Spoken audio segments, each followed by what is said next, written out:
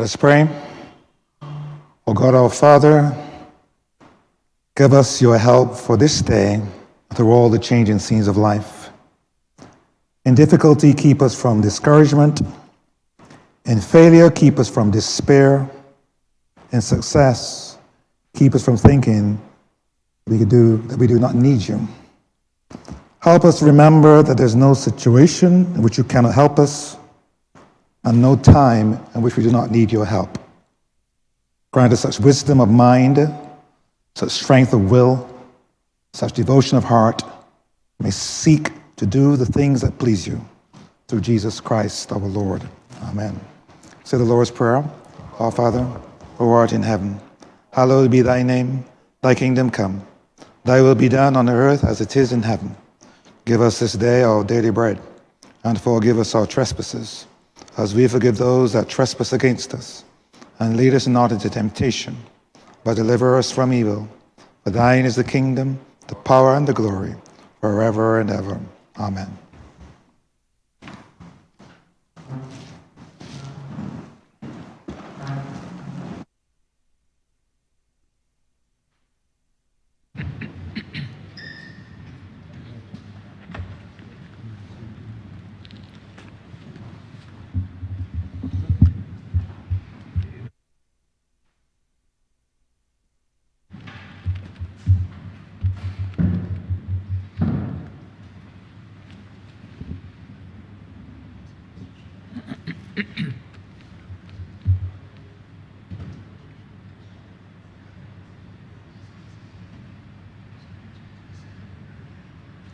This House is in session.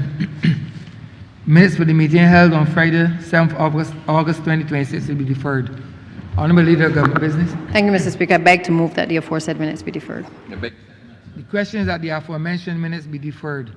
All those honourable members in favour, please say aye. Those against, please say no. Me think the ayes have it. The aforementioned minutes are hereby deferred.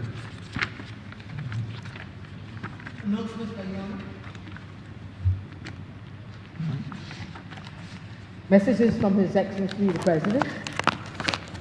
Petitions. Papers. Honourable Leader of Government Business.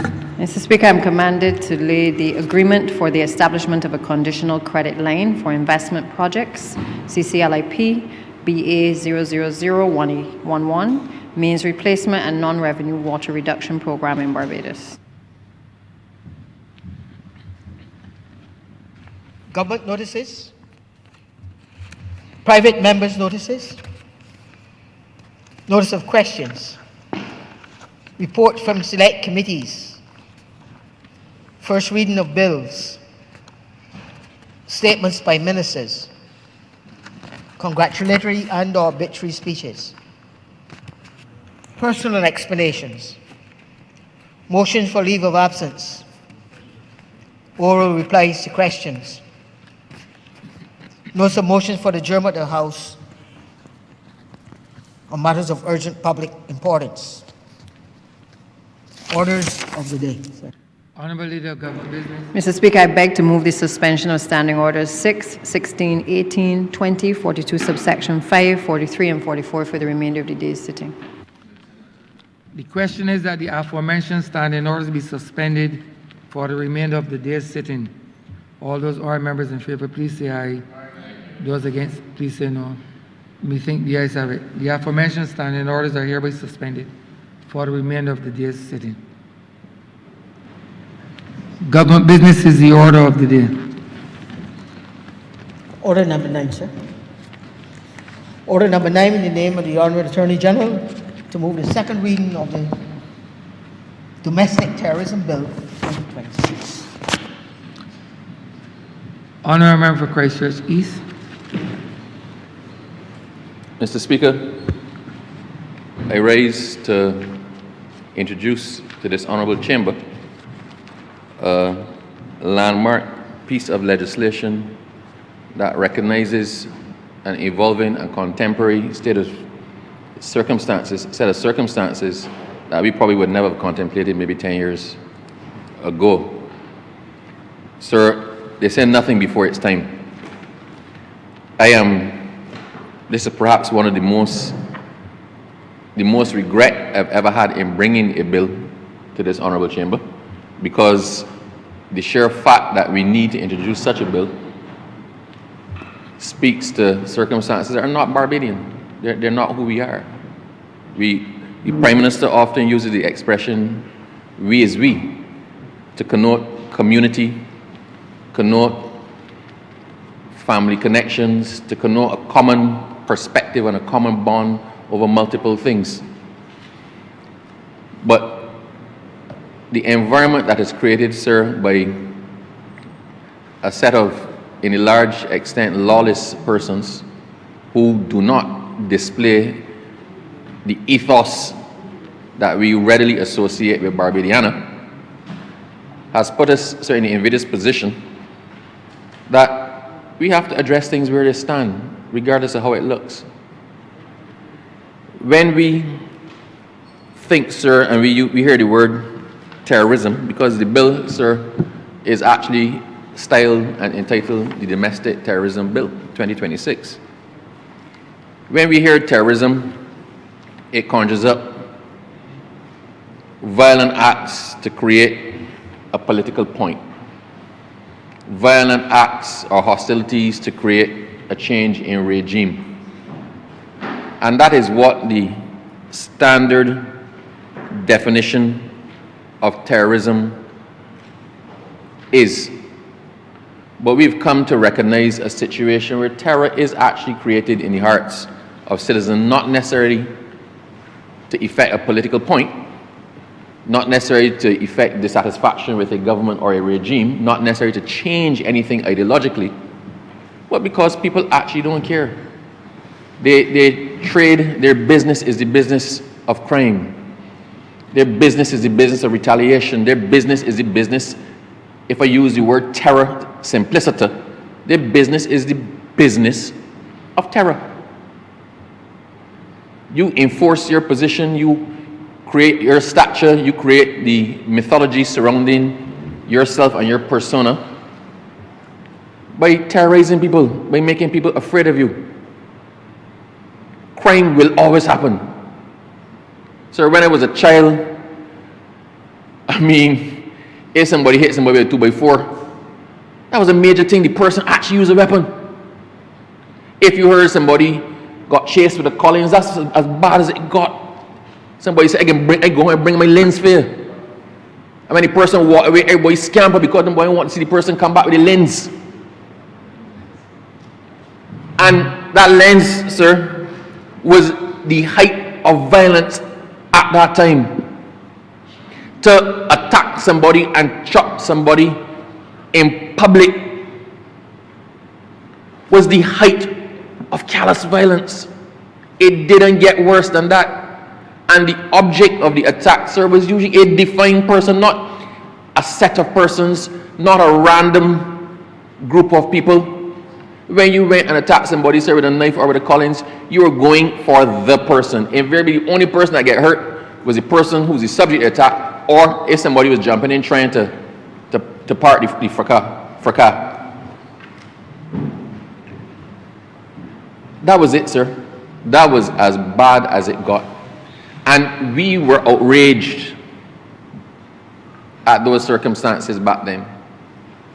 I remember, sir, a threat of violence was you look at somebody, you sharpen your Collins.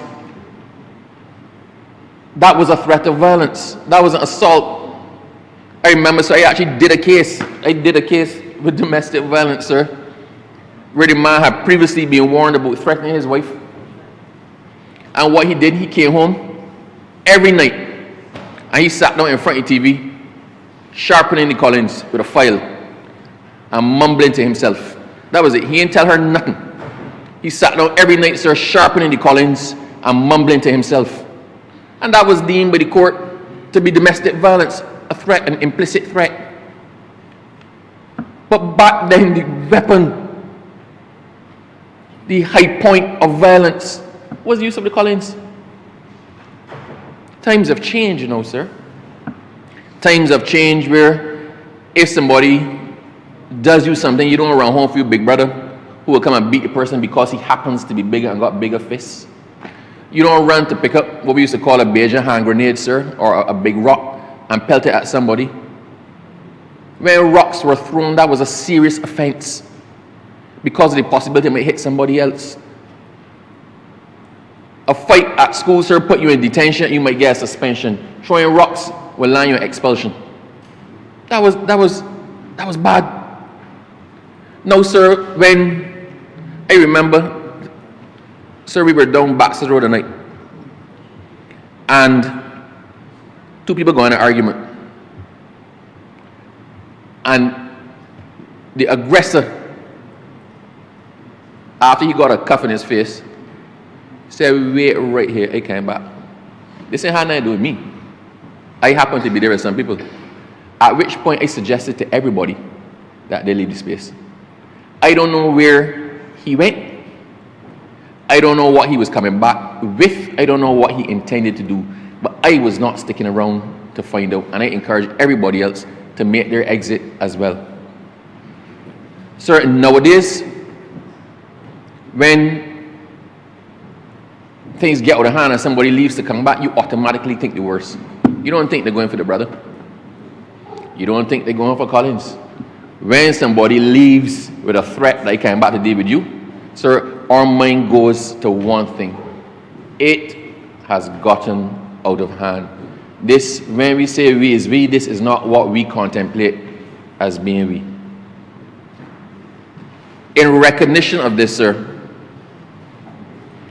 it was deemed necessary that we had to shape our legislation to meet the evolving and apparent circumstances in which we find ourselves. And it was deemed expedient and critical to create a separate offense that addresses serious violent crimes committed in public spaces in circumstances calculated to instill fear in the public or committed with a reckless disregard for public safety. So the intention, sir, here is to create a modern legislative framework that deters brazen public violence, enhances public safety, and provides additional sanctions for offenders whose conduct terrorizes communities and undermines public confidence. Sir, we thought long and hard about the use of the word terrorism in this bill because of what I said, sir, was the traditional definition of terrorism. We even looked to see whether the existing Anti-Terrorism Act, sir, that was passed in 2002, could even be widened or stretched to encompass situations where fear is created in a country that might destabilize it, but without the bottom line being ideological or political change. Sir, the Barbados Anti-Terrorism Act in 2002 was enacted primarily to implement international obligations relating to terrorism and terrorist financing. And that act is directed at terrorism in its traditional sense.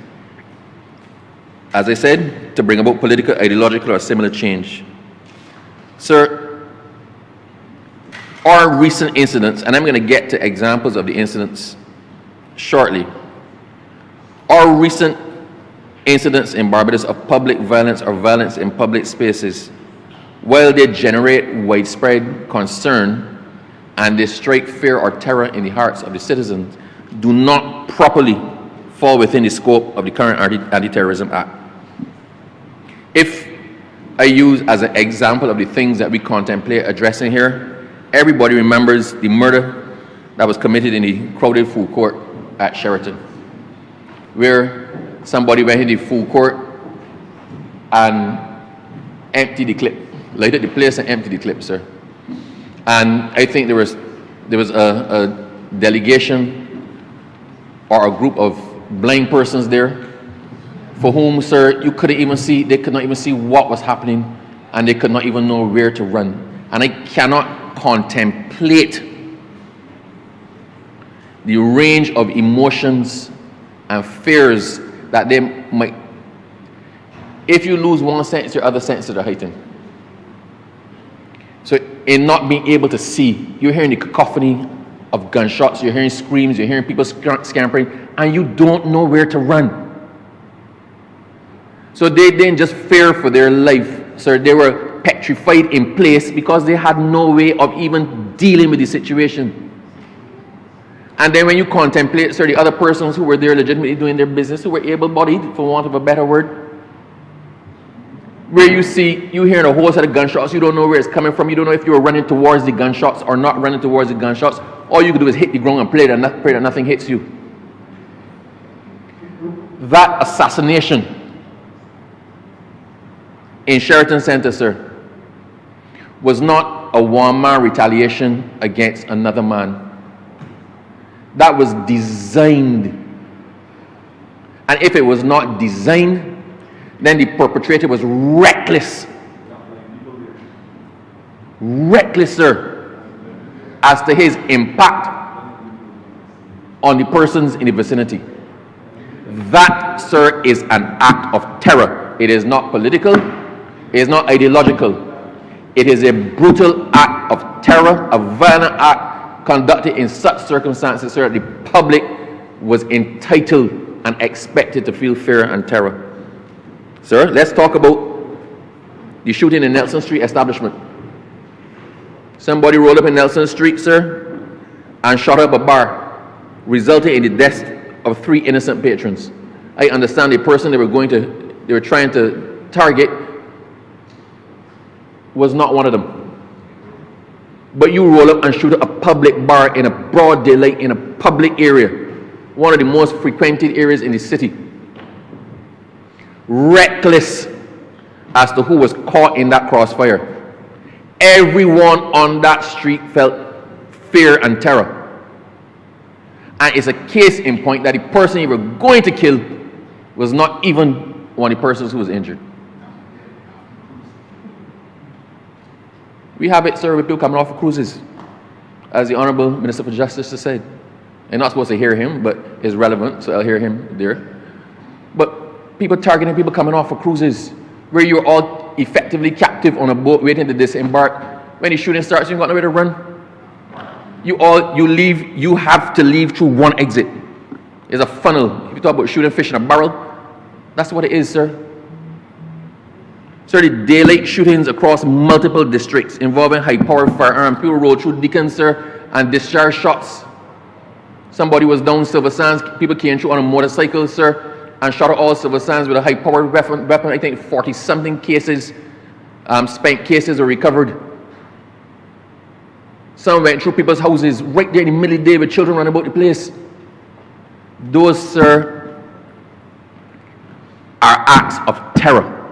If the current definition of terrorism does not capture them, we have to create a definition that does, because we cannot ignore that they are what they are. Barbadians in these instances, sir, feel justifiably afraid and call out to their government to do something about it.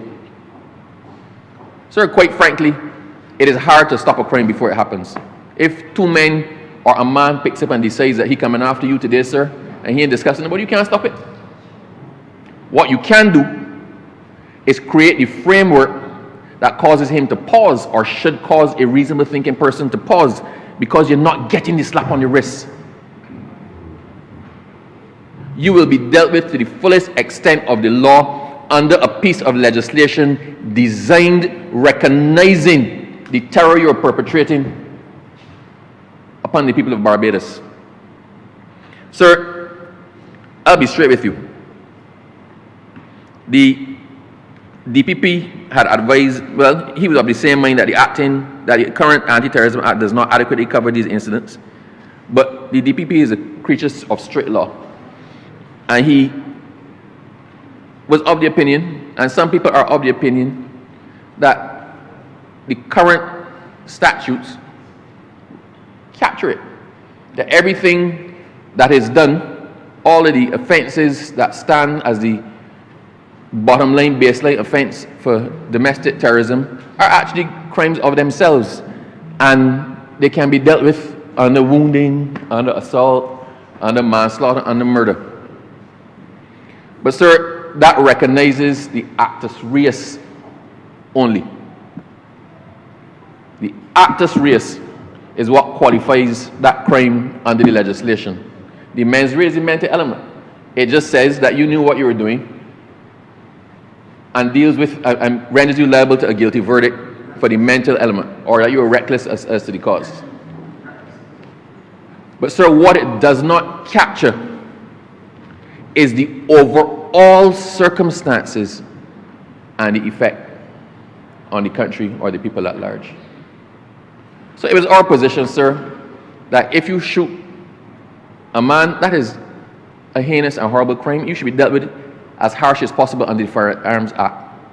But if you go and shoot that man in full glare of children or near to a school or in a fete or a crop over activity like the incident, sir, down Spring Garden a couple of years ago, that is not just simply a simple crime of assault and you get charged with the fact that you wounded the one person.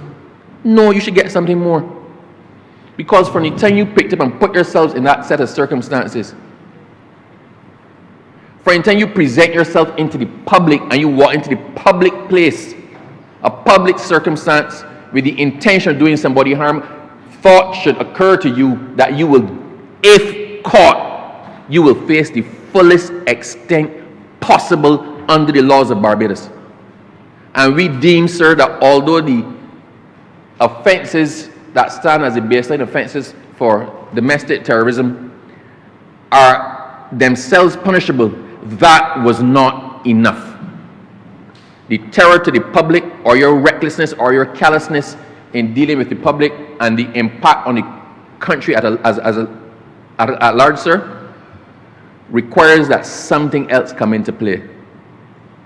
You hold the charge and you hold the conviction on the serious offense, but if you are found to have committed domestic terrorism based on the circumstances in which the serious offense was actually committed, then so you get something else. It must be an aggravating factor. You get tacked on. You get sentenced on the first one, and then what you're found on domestic terrorism runs consecutively, not concurrently. When you finish serving out your first sentence, your penalty under domestic terrorism is now going to start to run. You must feel the consequences, sir, of what you did. Sir, there was a report from CARICOM, the high-level representative for law and criminal justice, Mr. Godfrey Smith, who recommended a broader interpretation of anti-terrorism legislation, and he proposed certain legislative reforms. Right? And he prepared a draft bill for what was called an Indiscriminate Crime Act. Sir, but our position, regardless of the severity of a serious or ordinary criminal offense, the Anti-Terrorism Act was not intended to cover that. So rather than try to bring something under something else that we know it doesn't fit and creates the loophole and we know is going to get struck down on appeal, so it was necessary to create a legislative framework to deal with that, create the offense that we want to create. So a dedicated legislative response is preferable. The proposed legislation, this legislation, sir, focuses on the aggravating public circumstances surrounding serious offenses rather than simply trying to capture them on the rubric of terrorism simpliciter. That's legal language, sir. Let me rephrase that. This legislation focuses on the circumstances surrounding the serious offense. The serious offense must have happened for this to kick in, but it also focuses, sir, on the circumstances around it rather than just simply trying to capture it under what we call terrorism. So we're creating a new offense, sir. Now, if I go to a summary of what the Domestic Terrorism Bill 2026 is about. This bill, sir, creates a new criminal offense of domestic terrorism and provides severe penalties for persons who commit serious criminal offenses in circumstances that threaten, terrorize, or endanger the public. Sir, the main feature is the creation of a new offense. It establishes a standalone offense of domestic terrorism. So a person who commits an act meeting the statutory definition is guilty of an indictable offense. What is the definition of domestic terrorism? That's in clause 2 of the bill, sir. An act constitutes domestic terrorism where it involves a serious criminal offense and it satisfies one of the following conditions. So these are or conditions. It satisfies one of the following conditions. Public fear or reckless disregard. So the offense is committed in a public place with the intention of causing the public or section of the public to fear for their safety or the safety of others. Or the offense is committed recklessly or without regard for public safety. Sir, under law there's something called intention. And then there's something called the implied intention. You are deemed under law to have intended the natural and probable consequences of your action. So if you go into a public place and you're trying to send a message, I want to show I'm the bad man, or my boss is the bad man, they send me to kill this man, so I am going for him, not in his house. I'm going for him at a football game because he must be killed in front of all them people to send a message as to who's the boss. Then, sir, you commit it intentionally. But, sir, equally, if you do not, by reason of your callousness or your lack of intelligence, if that is not your direct and distinct intention, the law implies it. If I walk onto a football field where they got 1,000 supporters and a game is in progress, and I walk across the field with a machine gun, and I start to loose shots with the intention of killing somebody, then, sir, the law says, although I may not have exercised my mind as far to thinking, I am going to generate fear in everybody. I am so fixed on the one person that I'm reckless or indifferent as to what happens to the rest. The law says the circumstances are such that any reasonable person would have foreseen if you let go, if you open up fire in a crowded place, that everybody be frightened, everybody be running for their life.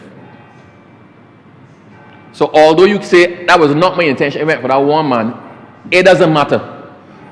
If any reasonable person, sir, would see them circumstances and lead to the natural conclusion. And worse yet, if you open fire, sir, on the one person and it causes a stampede, and all the other persons get injured, or other people die in the stampede, then you're responsible for the deaths of them too, although you did not mean it. No, sir. There's another one, sir. We also said, when we look at new legislation or amendments, sir, we don't just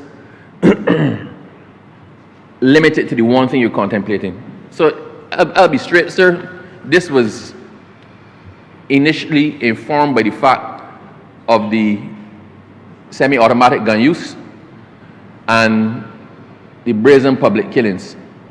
But so it doesn't make sense to deal with domestic terrorism and not factor other things which have not yet arisen, but which we contemplate can possibly arise.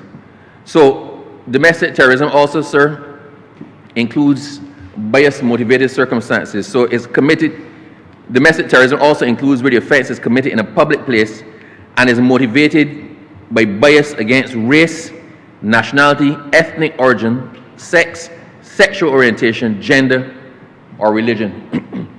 Barbados, sir, has historically been black and white. I think the euphemistic proportion is 90% persons of African descent, 90% Caucasian, 10% Caucasian persons.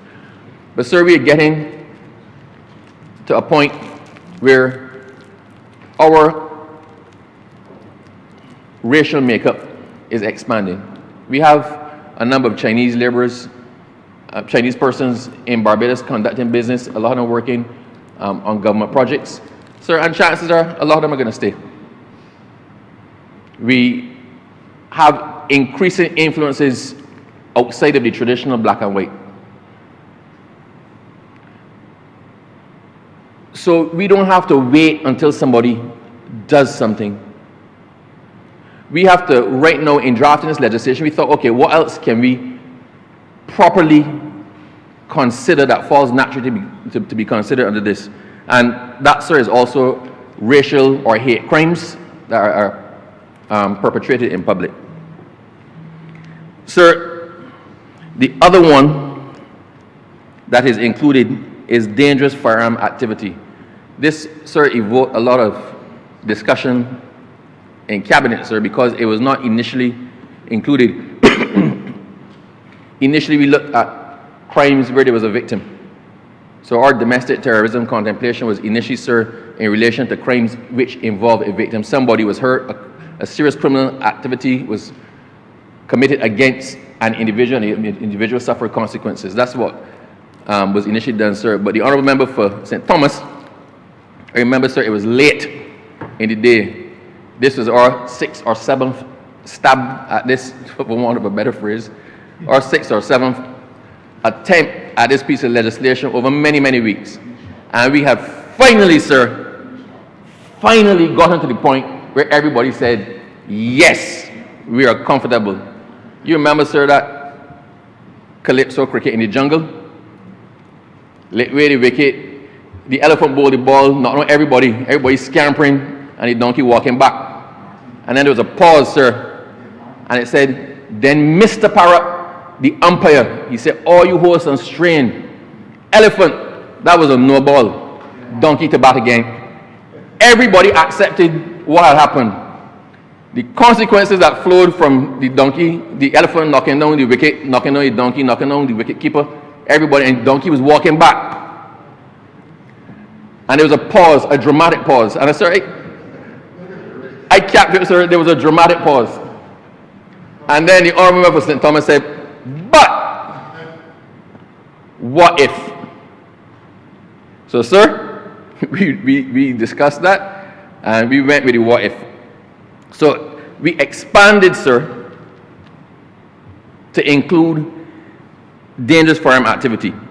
So the offense also involves the unlawful importation, possession, carrying, or use of firearms or ammunition of such type, quantity, or manner as to pose a significant threat to public safety. So let's use a simple one. If you bring in a pallet through the port, and that pallet there ends up having multiple high-powered weapons, ammunitions, whatnot, you've not actually hurt anybody yet. However, if any logical and reasonable person would say, if those weapons had gotten out of the port, then what would happen? Who were they going to? For what? So in those circumstances, sir, if the police raid your house, not yours, sir, if the police raid somebody else's house and discover a cache of weapons that has not a one gun or two guns, enough to supply a small army, then you stand to be caught under this, although nobody was yet injured. So I consider, sir, a valid and valuable addition to the bill. The temptation was to put a quantity. A quantity, sir, leaves too many loopholes. If you don't make that quantity, let's say you said 10 guns.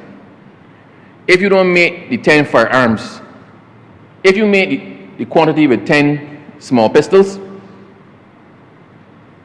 you stand to be charged under domestic terrorism. You stand for domestic terrorism charge.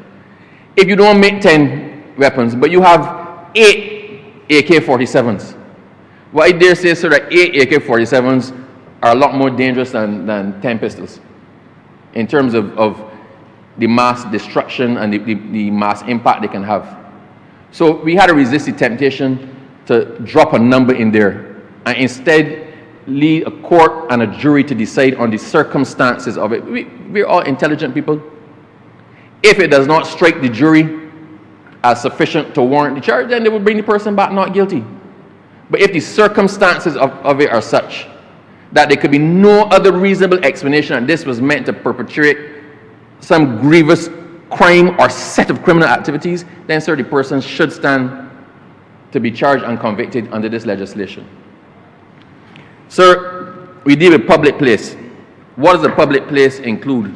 We went through, sir, when we initially had a definition of a public place to include a school, university, polyclinic, whatnot. But the thought was, by starting to define those, we then generate people saying that that was the contemplation of. So something else that might be public that does not fall, is not related closely to those, was not in the contemplation of legislation. So we as Bajans all know what a public place is. If you say somebody exposed themselves in a public place, we know what that public place is. We ain't gonna spell it out. So, sir, the public place is any premises, it starts with roads and highways. Right? You can't get more public than a road. You can say the public road. You can't get more public than a road or a public highway. And any premises or location to which members of the public have access or are permitted to have access, whether upon payment or otherwise. So a public place also includes a private place being used for a public event. So let's say, sir, somebody rents a venue for a crop over party, and the public has access to that, whether by payment or otherwise, and you go and you perpetrate your acts of violence in that place, then, sir, you are caught by this. And it is the public nature that actually informed the contemplation of this legislation, because it was the striking fear and terror in the hearts of the public, or it being done in such a way as calculated to, or being reckless as to whether you cause public fear or public panic. So it must be in a public place. And that, sir, is with one exception: the finding of the ammunition and whatnot, or possession of the firearms need not be in a public place, but the circumstances deal more with the quantum than with the place that they were found. So that's the one exception there, sir. What is a serious criminal offense? A serious criminal offense, so we said it must be in relation to a serious criminal offense. A serious criminal offense, sir, is an offense which is punishable by death, or for which a sentence of 5 years or more imprisonment may be imposed by statute. So anything, sir, that could attract a sentence of 5 or more years would fall to be considered as a serious criminal offense that could transition to domestic terrorism based on the circumstances, sir, or from which property or benefits valued at $5,000 or more are derived from its commission. So it's the circumstances, sir, that are at the bottom of all of this. When we try to arrive at the value, I'll be straight, sir, because you know what, sir, I can present this bill vanilla, at which point the public will actually not understand some of the reasons that we put things in here. Or I could try to spell it out in plain language so the public understands how this got here. Sir, it is known, and we know, that persons have accepted funds as low as $5,000 to go and exact revenge on somebody else. And I use exact revenge, sir, in the widest possible sense that everybody knows what I'm talking about. People have been paid, sir, we know that people have been paid $5,000 to go and shoot somebody. $5,000. $5,000.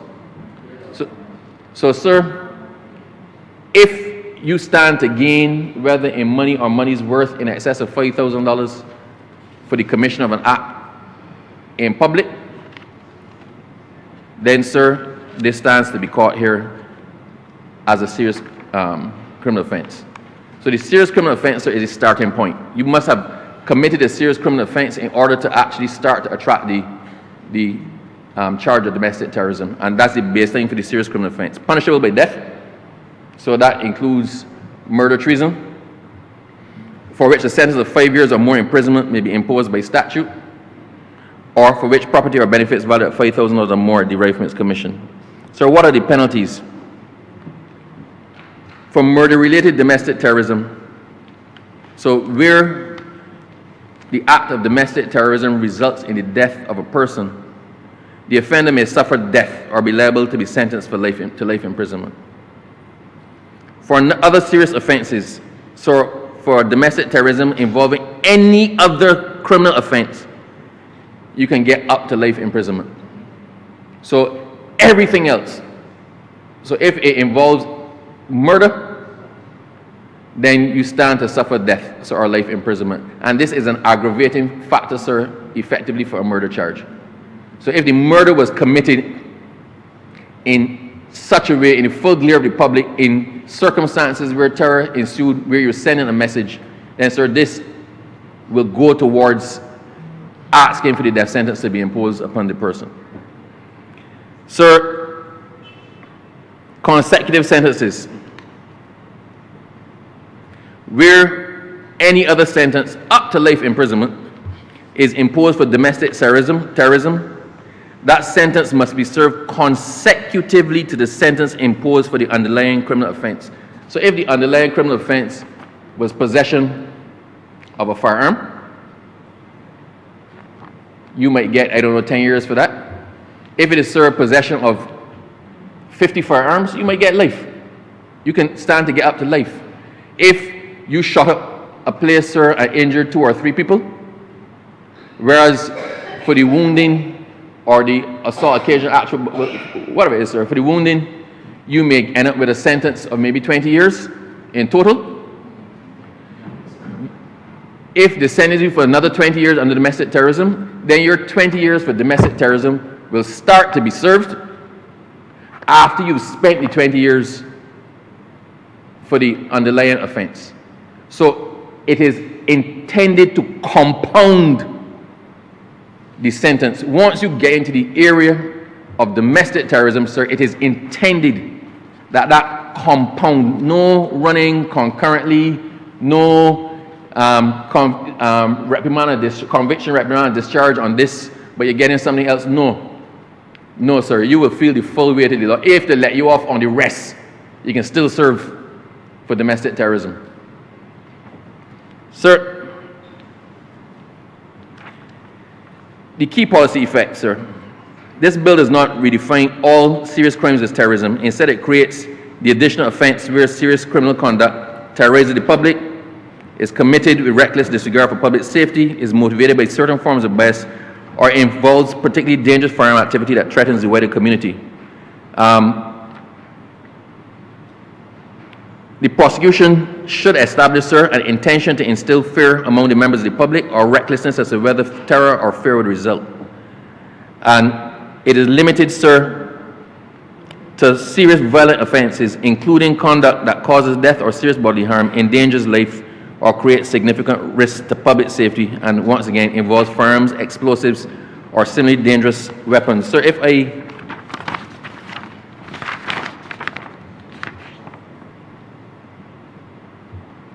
yes, sir. So firearms, explosives, or similar dangerous weapons. Sir, the principal crime under this legislation, the offense required a principal crime occurs in a public place such as shopping centers. I'm going to list them. We didn't want to put them in the legislation for a reason, but just to put out there in the minds of Barbadians what we're talking about. So where the principal crime occurs in a public place, including but not limited to, for the avoidance of any doubt, shopping centers, restaurants and bars, bus terminals, parks and beaches, streets and highways, government buildings open to the public, or places of entertainment and mass public activities. Right? Where the members of the public are present or likely to be present and thereby exposed to the danger created by the offender's conduct. And the circumstances are such that the conduct is capable of causing fear for personal safety among bystanders, whether that fear is actually experienced or reasonably foreseeable. So why is this requirement important? It is necessary to distinguish between serious violent crime conducted in relative isolation and the same crime committed openly before members of the public. So, for example, these are some of the things that would likely qualify. A gunman enters a crowded food court and shoots a target. An assailant fires indiscriminately in a bar or a nightclub. And by indiscriminately, I mean not necessarily targeting any particular person, but just goes in a bar or nightclub and opens fire. A person detonates an explosive device in a public gathering, or a targeted killing carried out in a busy bus terminal. So I'm just trying to create the image for persons to understand where this applies as opposed to a normal criminal activity. What would not qualify, likely not qualify? A murder committed in a private residence with no public exposure. Then that's simply a murder. A homicide committed in a deserted location where no members of the public are concerned. People find out about it the next day in the newspaper, and while they are scandalized by it, they are not terrorized by the immediate occurrence or conduct of the criminal activity. A fight between individuals in a secluded area that does not expose the public to danger. Sir, I want to thank this. We started this under the last government. That's when we first started to draft it and contemplate it. It was not considered before the government changed, so we came back again. But I want to use the example that was actually put forward by the former Attorney General, my mentor, the former member for St. Joseph, sir, with your permission.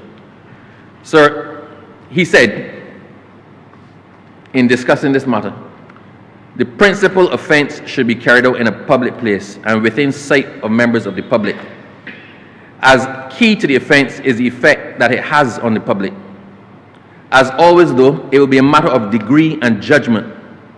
A murder in a deserted Farley Hill National Park should not be looked at in the same way as a murder in the same place in the presence of picnickers. We accept, of course, that the horrific and public nature of any crime may also shock more than those who are present.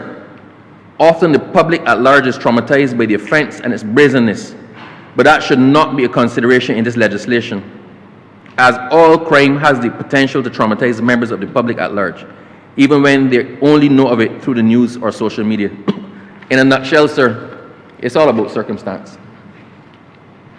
It's all about circumstance. The prosecution will have to prove, sir, that the circumstances exist in a matter the public felt immediately traumatized or endangered by the activity. That it is not just simply the place, it involves the place, the time, the attendance by members of the public, and the circumstances of it are critical. And while we accept, sir, that any brazen act of violence will in some way traumatize the public of Barbados when they become aware of it, this act deals not, sir, with the trauma in retrospect, but it deals with acts which, the commission of which, evokes an immediate fear for your own safety or for the safety of others. And sir, and the circumstances are such that anybody would say this person deserves more than just a penalty for shooting, for stabbing, for blowing up. Sir, I think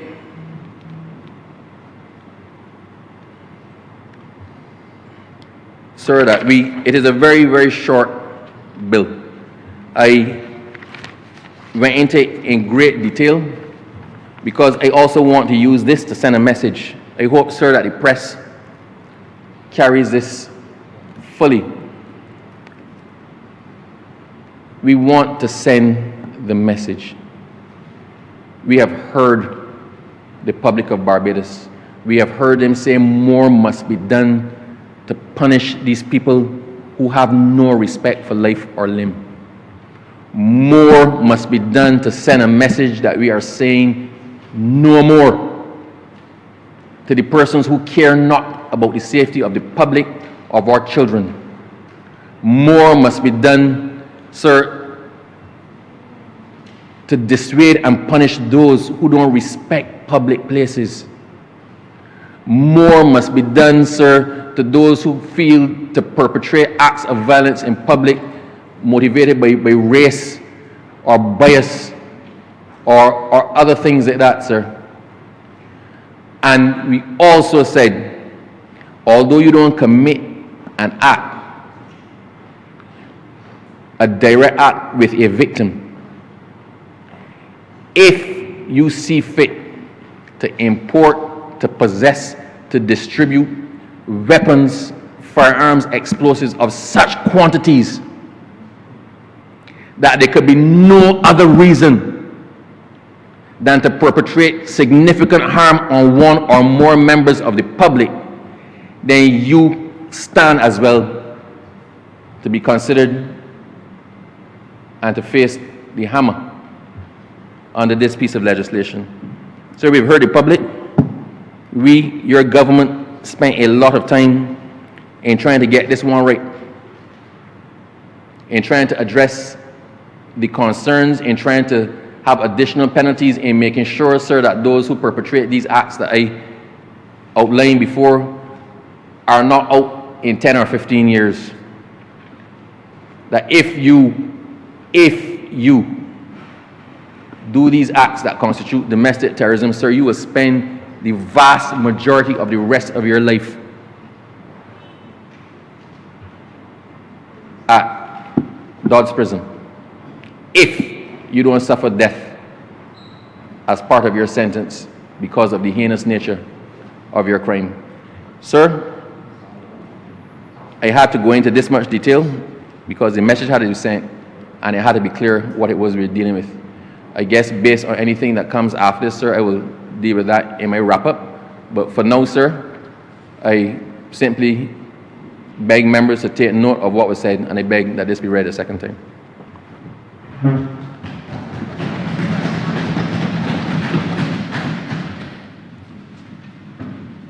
Honourable Member for the City. Support this bill.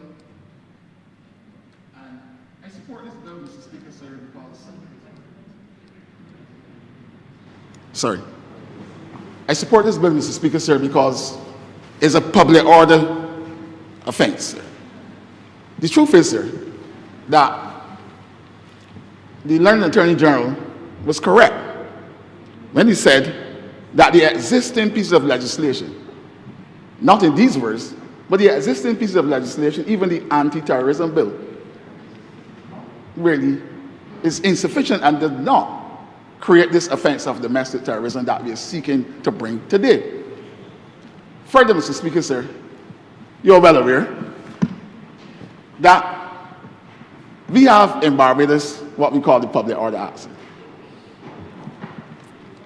Public Order, I believe, is Cat 168, speaking subject to correction. But the Public Order Act, sir, when it was passed, created an offense of violent disorder, sir. That is what happened at Spring Gardens, sir, and Crop-Over. There, Kadooment there, sir. In fact, all of the accused men were charged with violent disorder, sir. Although, sir, firearms were used. But of course, it will have been very difficult, sir, to pursue the case because of the evidentiary, sir, challenges in the case, sir. But you know, sir, if the case had gone to court, sir, and if the jury had come back and convicted them, sir, look at the penalty, sir. A person guilty of violent disorder is liable on conviction on indictment to imprisonment for a term of 7 years or to a fine of $50,000 or both, sir. So, a man, sir. Honourable Member, weren't you also charged, sir, for endangering life, sir? Yes, they were charged for endangering life. They were charged under the, I believe, the Firearms Act, too. But I'm speaking, sir, to Public Order Act, sir. But I'm speaking, sir, to public order offenses, sir. Strictly, sir. Yeah. And one could have seen that as a public order offense, sir. And indeed, it was a public order offense. So if you go into the public, sir, in a public space or public place, sir, and you are on indictment, sir, for violent disorder, your penalty, sir, maximum penalty, is 7 years or $50,000 or both, sir. Although, sir, you have threatened public safety, you have threatened citizen security, and you have committed acts of lawlessness and recklessness, sir. It is my view, sir, that in cases outside of domestic terrorism, sir, we must have now to go and do a comprehensive, sir, reform, sir, of the Public Order Act and public order offenses, sir. But what you want to say, sir, is that this piece of legislation, sir, now, as we said with the anti-gang legislation, sir, now provides the prosecutor with an additional tool, sir, an additional tool to fight this crime and violence, sir, in this country, sir. Sir, I will say that this what we're doing today, yes, I classify it as a landmark piece of legislation, sir. As a anti-gang legislation, sir. And it shows government commitment, not only to improve, sir, the criminal justice system and the administration of justice, sir, but indeed, sir, to ensure, sir, that we have pieces of legislation that act not only, sir, to prosecute, sir, simply to prosecute these offenses, sir, but simply, sir, to ensure that there's some very deterrent penalties in the pieces of legislation, sir. And so in this legislation, sir, the penalties, sir, I will submit, sir, will have a deterrent effect, sir. Will have a deterrent effect, sir. And I want to say this, sir, that it shows a government commitment to citizen security, sir. Government commitment to public safety, sir. Government commitment, sir, to persons who go out and to have a good time, even with their families, sir. And communities, sir. Before, sir, and I would draw an example, sir, of the Crop Over Festival, sir. Communities would hold street fairs, bring communities together, sir. But of course, what happened at Sheraton, what happened, sir, after the cruise, sir, would of course cause for some concern, sir, and indeed, sir, it would cause the law enforcement agency, sir, to have a second look or a third look, sir, in terms of granting permission, sir, to hold these events, sir, because of what happened before. So I believe, sir, that with this commitment, sir, the fact, sir, that we are seeking now to deter individuals, deter gang members from committing these offenses, sir, these lawless offenses, sir, or reckless offenses, sir, as the Attorney General rightly said, sir, that the elements of this offense, one, recklessness, the intent, sir, and by your conduct, sir, will constitute, sir, the mens rea, and the fact that if you take out a gun or you take out a Collins and run in a public place, sir, and cause, sir, issues, sir, and threaten public safety, sir, threaten persons who are in an open public place, sir, enjoying themselves, sir, then, sir, you should suffer the consequences, sir. Sir, it is a commitment to the fact, sir, that we are treating gun violence and treating, because the reason I'm saying gun violence, sir, because we know, sir, that what is contemplated, sir, is not only the fact, sir, that you're using firearms, sir, illegal firearms, and we are seeking, sir, not only to get rid of them, sir, we are also seeking that persons who go out there and use these illegal firearms, sir, recklessly, sir, to suffer the consequences, sir. The impact that I have on communities, sir. The impact that I have on the family too, sir. Because, sir, imagine, sir, you go to a public place. You go with your family.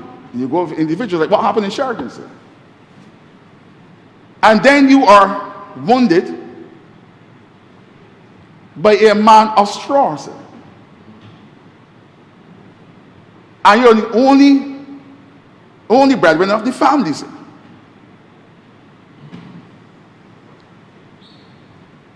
You become a burden to the state, sir. But that person will only be charged, sir, with the serious offense.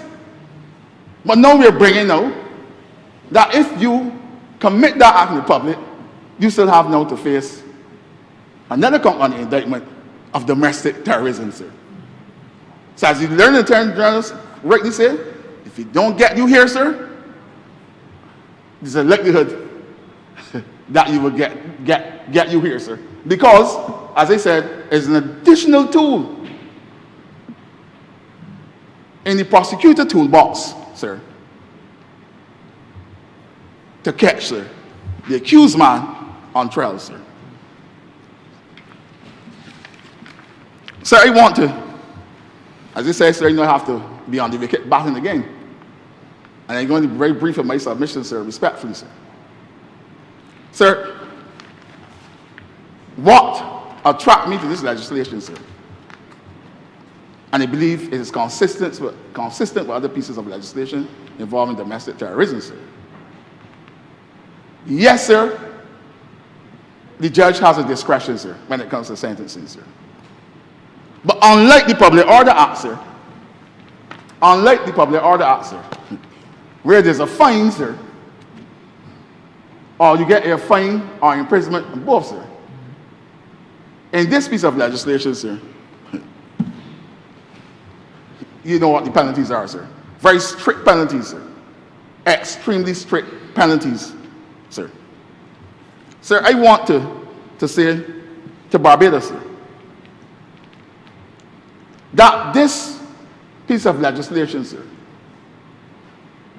is a result, sir, of persons who believe that they can commit acts of retaliation too, sir.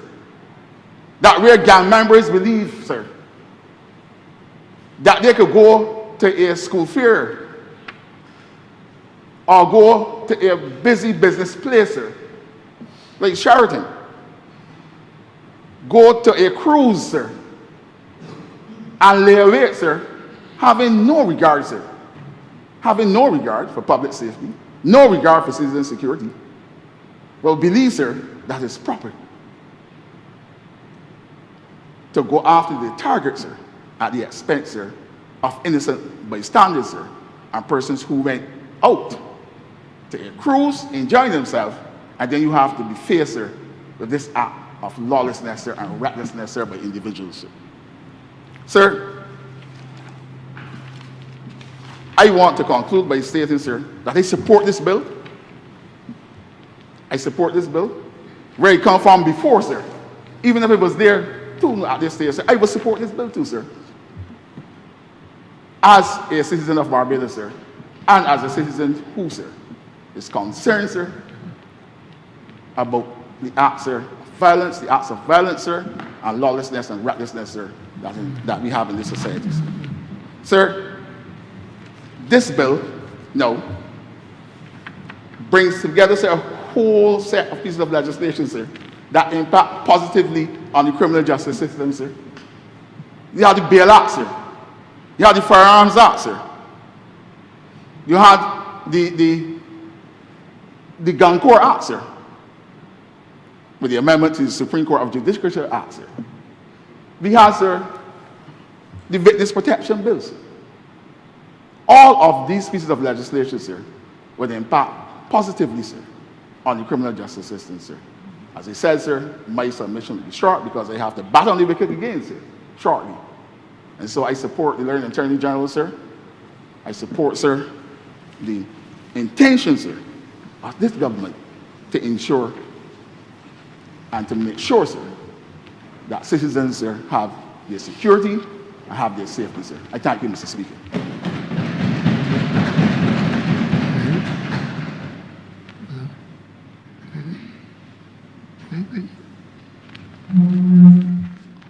Honourable Member St. Michael Central. Mr. Speaker, sir, I rise to support this particular piece of legislation. I think it's important for me as a young person to support it because when I think of the youth, I think of the future.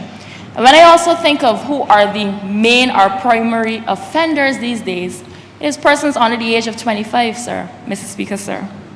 It is unfortunate that today we live in a society where persons have to second guess whether or not they are safe by going to work, Mr. Speaker, sir. I remember not too long ago, there was a shooting at, I believe it was Curtin's gas station, Mr. Speaker, sir. Imagine you going to work, making a living, earning for yourself, for your family, to then that day be shot because you were at the wrong place, the wrong time, and now have to suffer a lifetime of illness because the bullet is still lodged in your spine. And as such, you can't walk properly, Mr. Speaker, sir. So there was another instance, I believe it was Silver Hill, where a young boy was shot, 17 years old. He was on a play park, minding his business. He was shot in broad daylight. There were numerous bystanders there, Mr. Speaker, sir. These are instances that we cannot continue to allow to happen as a government in Barbados, Mr. Speaker, sir. So when we speak of punishment, we have to remember the four philosophical goals that punishment is to achieve, Mr. Speaker, sir. We have, of course, rehabilitation. We have deterrence, retribution, and incapacitation. You heard the Honourable Member for the City say this bill is a deterrence because of the punishment that it brings down on persons who are to be classified as terrorists. You saw that punishment if it is you've committed a murder in a public place, Mr. Speaker, sir. It is life imprisonment. It can be death, Mr. Speaker, sir. And if it is not murder, you will have sentences which are not concurrent. So it really brings down, it really displays and it sends the message of the seriousness of these type of offenses. Because citizens, Barbadian citizens, have to feel comfortable in this country. Women have to feel comfortable walking around by themselves. Old people, the elderly, have to feel comfortable. Children have to know if I go outside and I play and I am just being a child, they have to feel comfortable, not fearful that, oh, someone's going to drive by with an AK and shoot up the place and I'm going to lose my life. Parents have to feel comfortable allowing their children to go outside and play with their friends, Mr. Speaker, sir. We have to get back to a society where this is the norm. Where what is not the norm is you hearing fireworks, but the first thing that you do is run and hide because you think it's gunshots. That's the first thing that comes to mind. Mr. Speaker, sir, sometimes I'm in my bed laying down and I know there are cars that have the exhaust that when you hear it, sometimes it sounds like a gunshot. And you're traumatized because when these things happen in communities, you are traumatized. I spoke to a woman recently who said there was a shooting in her neighborhood and she has not come outside after 6 p.m. since then. She locks up everything, her windows, everything, and she goes in her bed. She turns off even her lights because she does not want anyone to think she is at home. Mr. Speaker, sir, these are the type of impacts that these public shootings have on persons. But when you speak of deterrence, Mr. Speaker, you have to speak of, you can only deter someone who is of reasonable mind. Because there are some young persons these days and persons in general that are soulless. They have no conscience. They have no morale.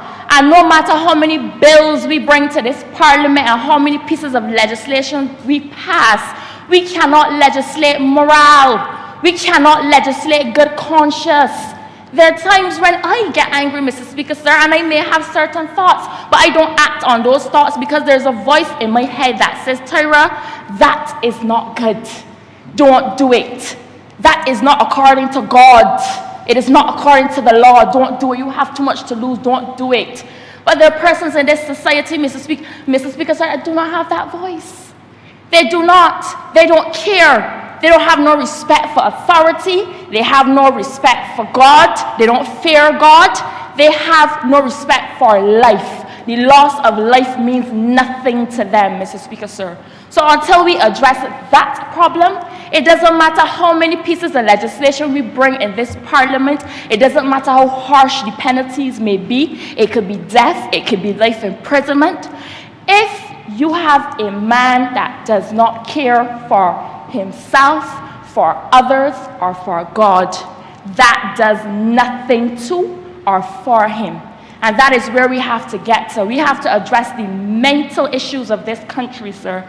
There are a lot of persons walking around that have mental issues and ailments that are unaddressed because they don't believe they have a problem. We heard not too long ago there were some tests carried out that said the abuse of marijuana leads to bipolar, it leads to schizophrenia, and it leads to paranoia. And we have a lot of young people who are abusing marijuana and as such are suffering from those ailments and do not know. Then you have the crisis with the mollies and all the other hard drugs that 17-year-olds are under, and the big men on the block doping them up. And when they dope up, they go and they do the shootings, Mr. Speaker, sir, and they don't know because they're not in their right state of mind. They don't care about how this is going to impact a family. They don't think about repercussions.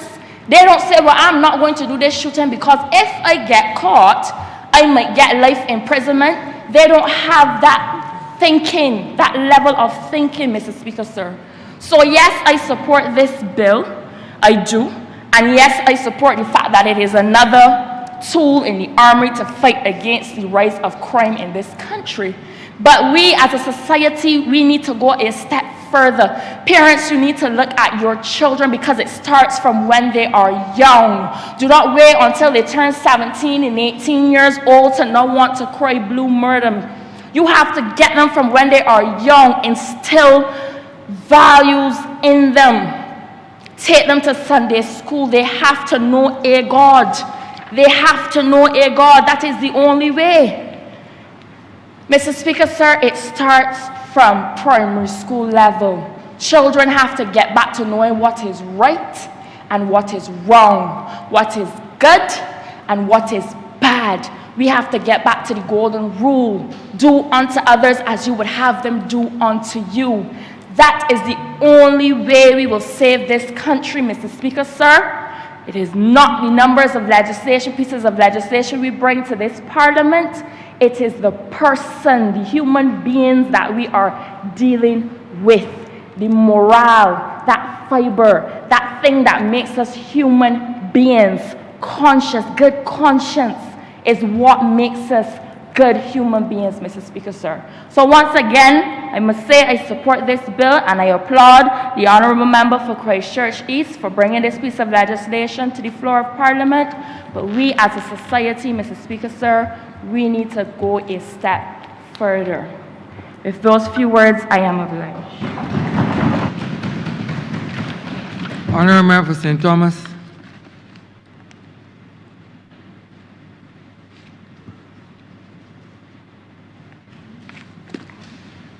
Mr. Speaker, I rise to lend my support to the domestic terrorism bill before the House today.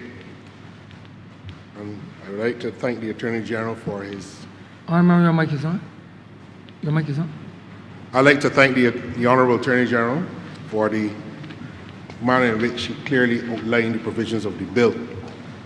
And sir, I want to add my voice to that line of debate started by the Honourable Attorney General, so as to ensure that we can assuage those suspecting and doubting voices in the public of the real intentions of the government. We live in a society in which we cannot control misinformation and disinformation, but there are members of the public, sir, who can discern fact from fiction and misinformation from information.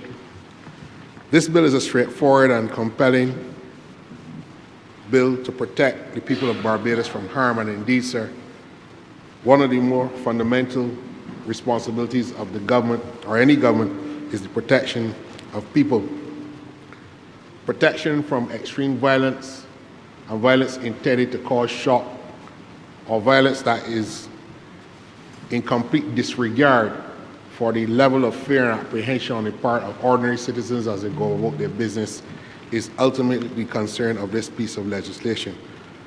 And we have to ensure, as a government, to act responsibly, sir, and to ensure that those who terrorize communities, spread fear, or threaten public safety are not allowed to do so rampantly. At the heart of this bill, Mr. Speaker, is a recognition that not all criminal acts are the same.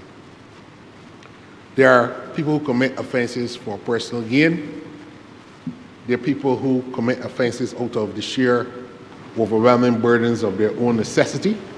And there are persons, sir, who would commit offenses without any regard to the level of shock and awe or the callousness that is exhibited in their conduct.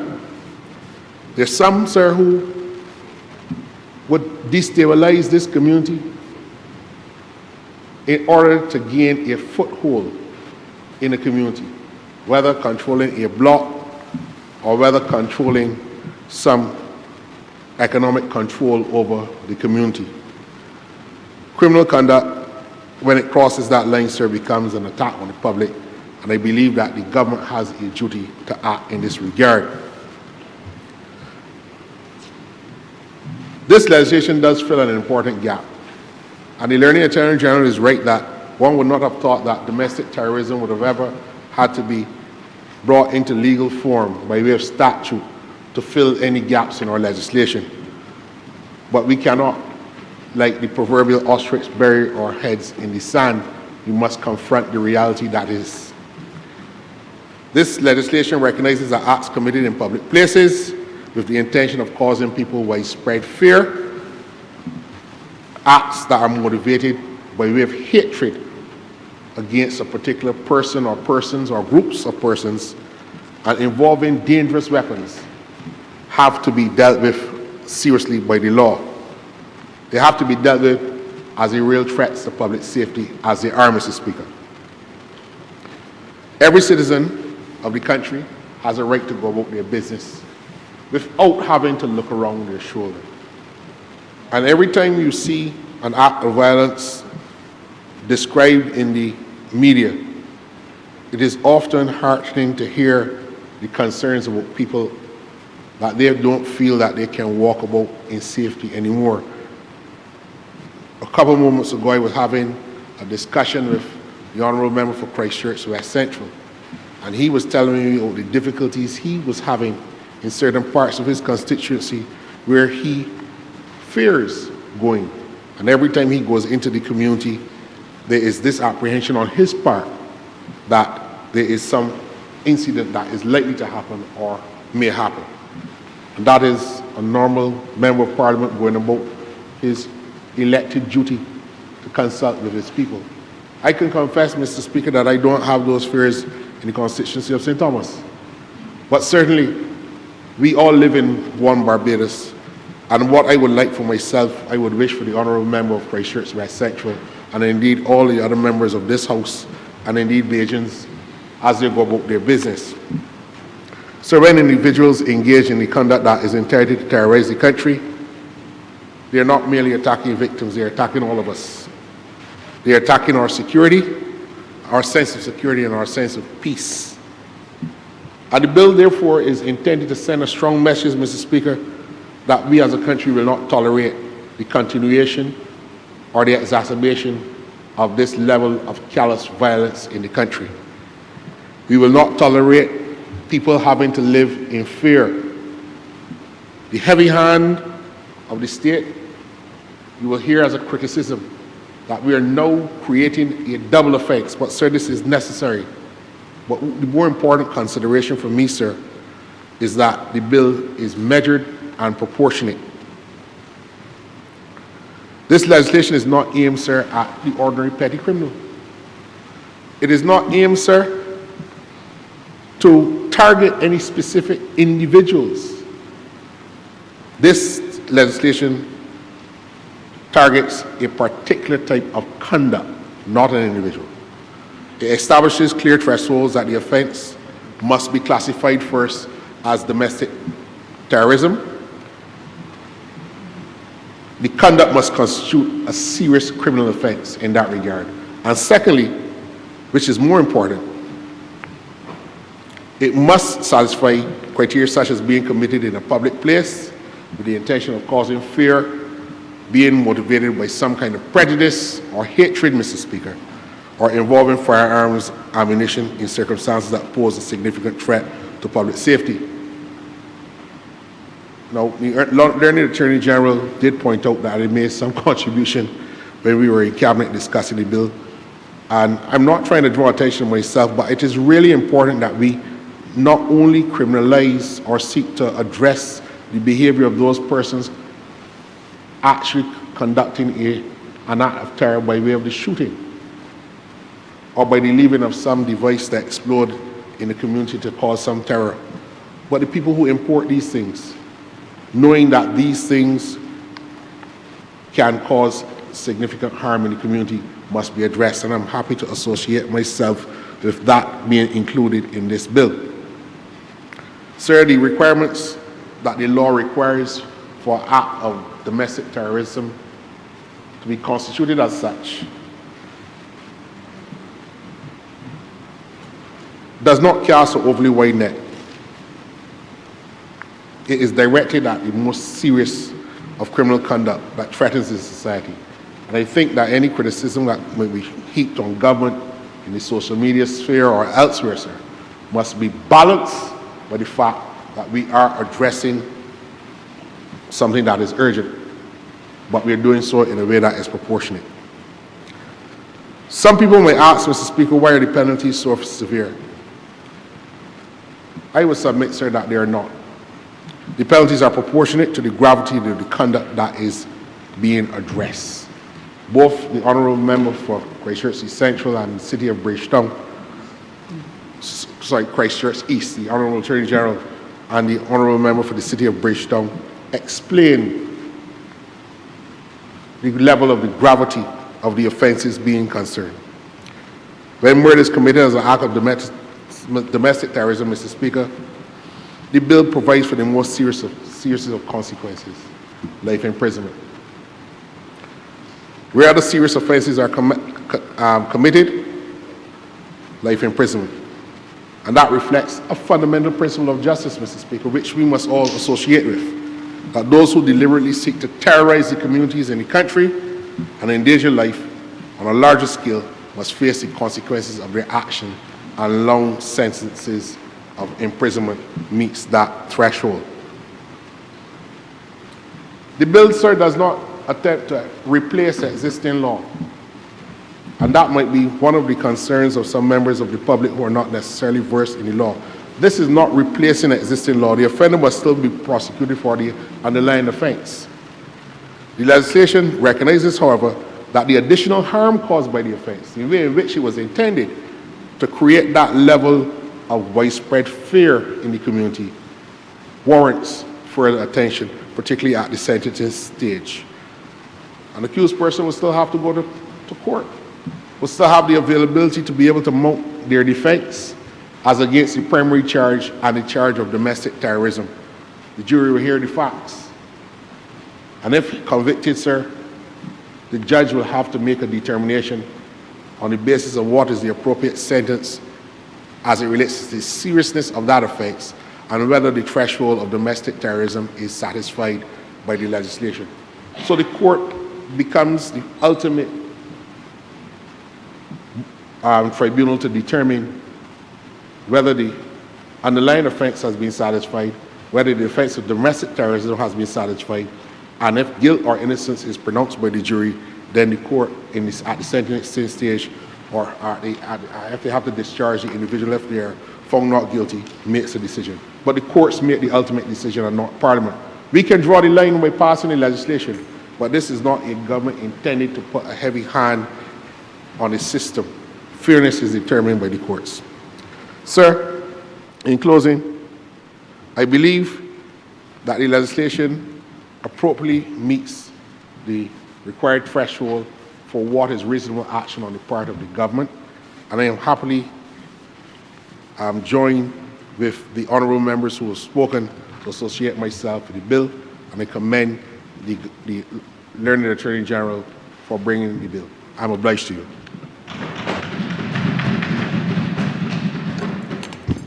Honourable for Christchurch South. Thank you, Mr. Speaker, sir. I will speak briefly as well in support of the bill.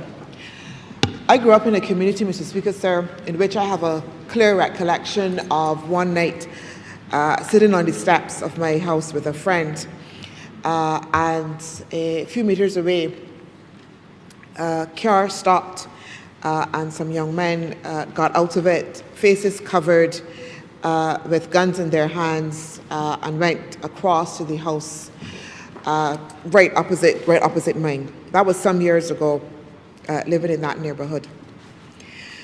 As a student of sociology at the University of West Indies, one of the studies that I did was again on gang violence. And that interest came again because of the neighborhood and what I was experiencing. So as part of that study, I had to go and visit a number of gangs, talk to people, at least what were suggested to be gangs, spend some time, talk to the members, just to kind of understand the sociological tenets behind behavior and behavior patterns. I understood, Mr. Speaker, sir, that even amongst, again, what were perceived as gangs and the level of violence that was happening across Barbados at that time, that there was a set of expected behavior and rules that governed how they operated. There were unspoken and unwritten rules around how you treated to the church, the elderly, and so on, that have somehow become eroded. And I believe that as a society, that we need to be able to come to grips with which the social fractures within our societies are such that the responses and approaches have to be able to change and have to be able to meet the time. So that the response of 10 years ago to a level of violence, and the issues of crime and violence and so-called gangs have always been with us. But where the approach changes, where the level changes, where the damage changes, then the state and the society has a responsibility to be able to meet that requisite change. There has been an outcry across Barbados for the government to be able to have a considered response to the society's fears, to our feeling of insecurity within our homes, within our communities, to the level of insecurity that prevents many of us from walking freely across Barbados. And the government has been responding to that in a variety of ways.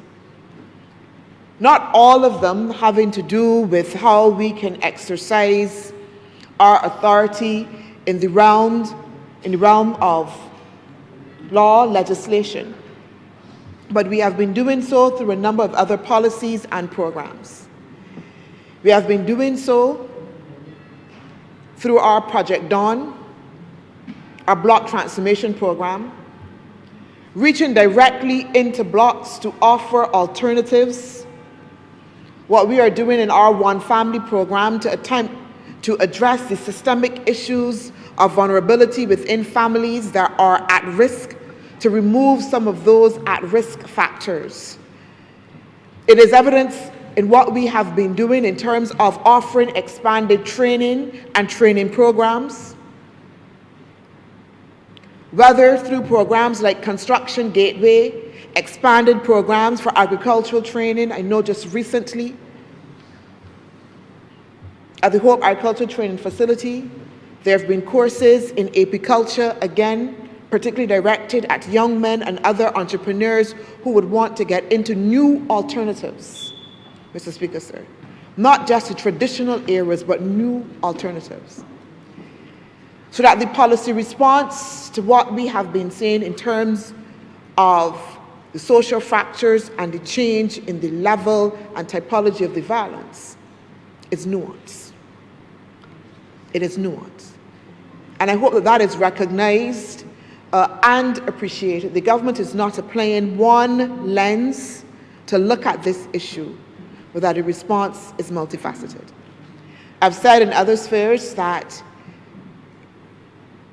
the initiatives to address this cannot only rely on government alone, but it must be societal.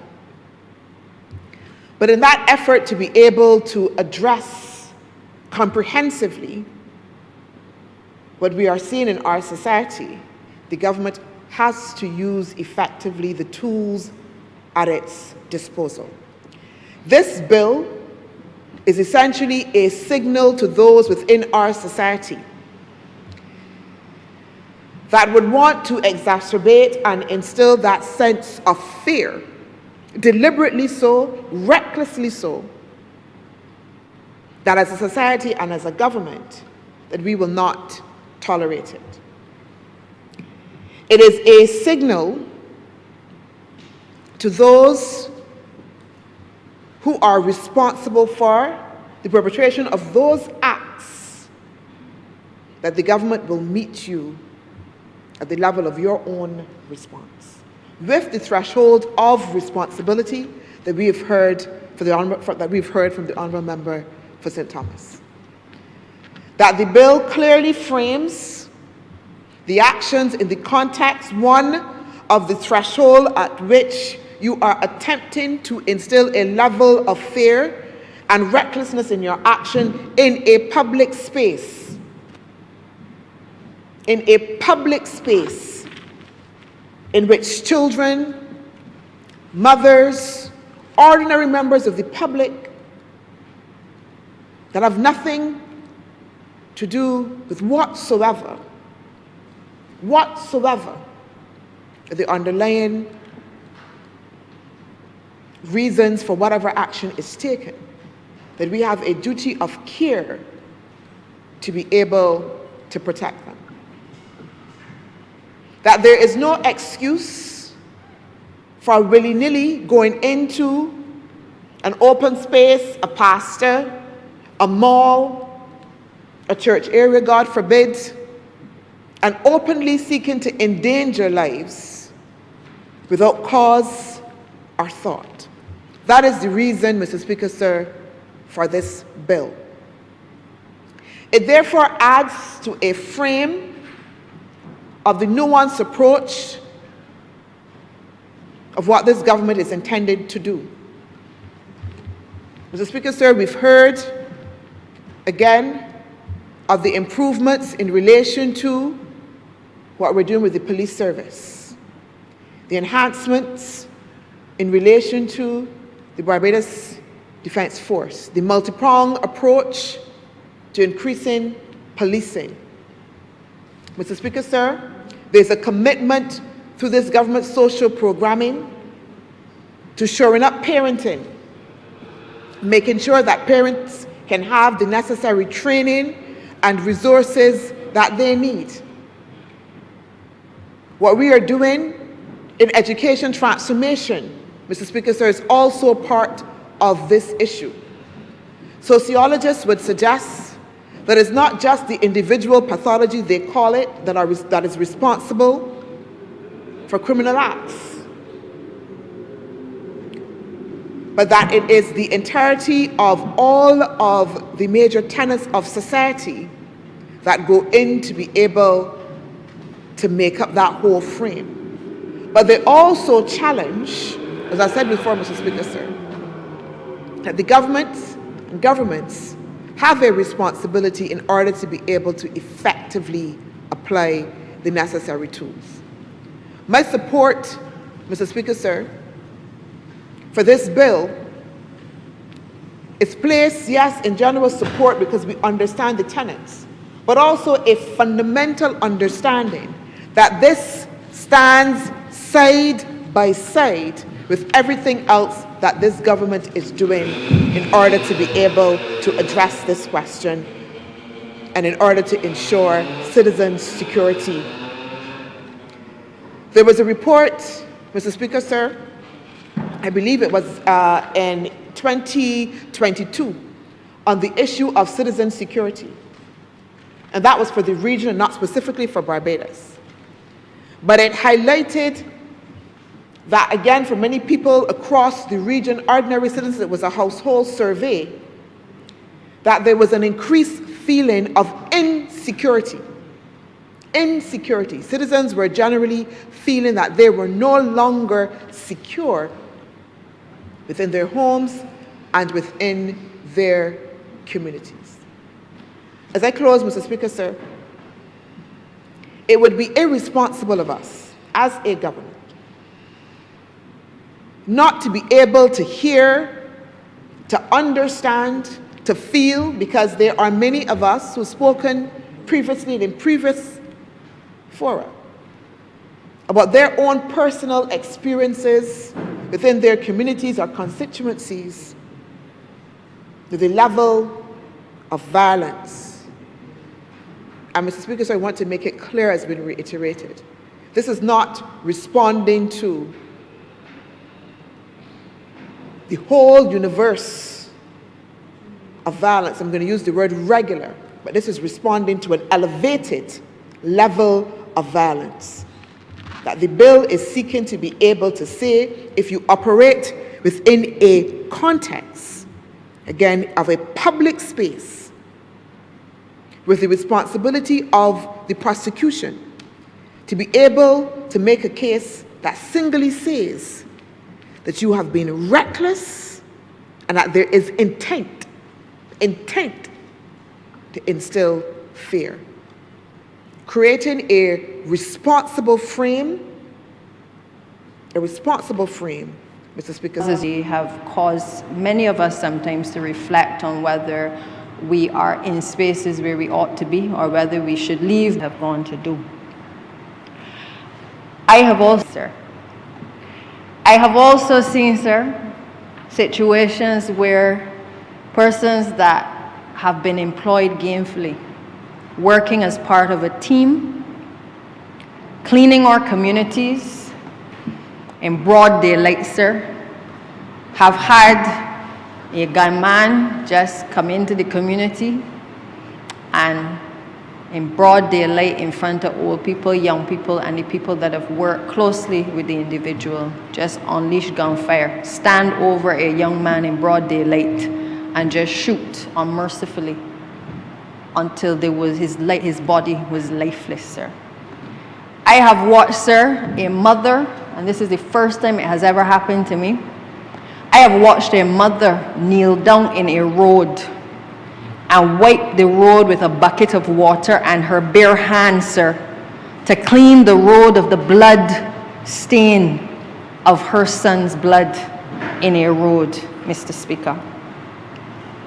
In a community that regrettably has almost gotten accustomed to the sight of gun violence and this display of reckless and senseless killing, sir.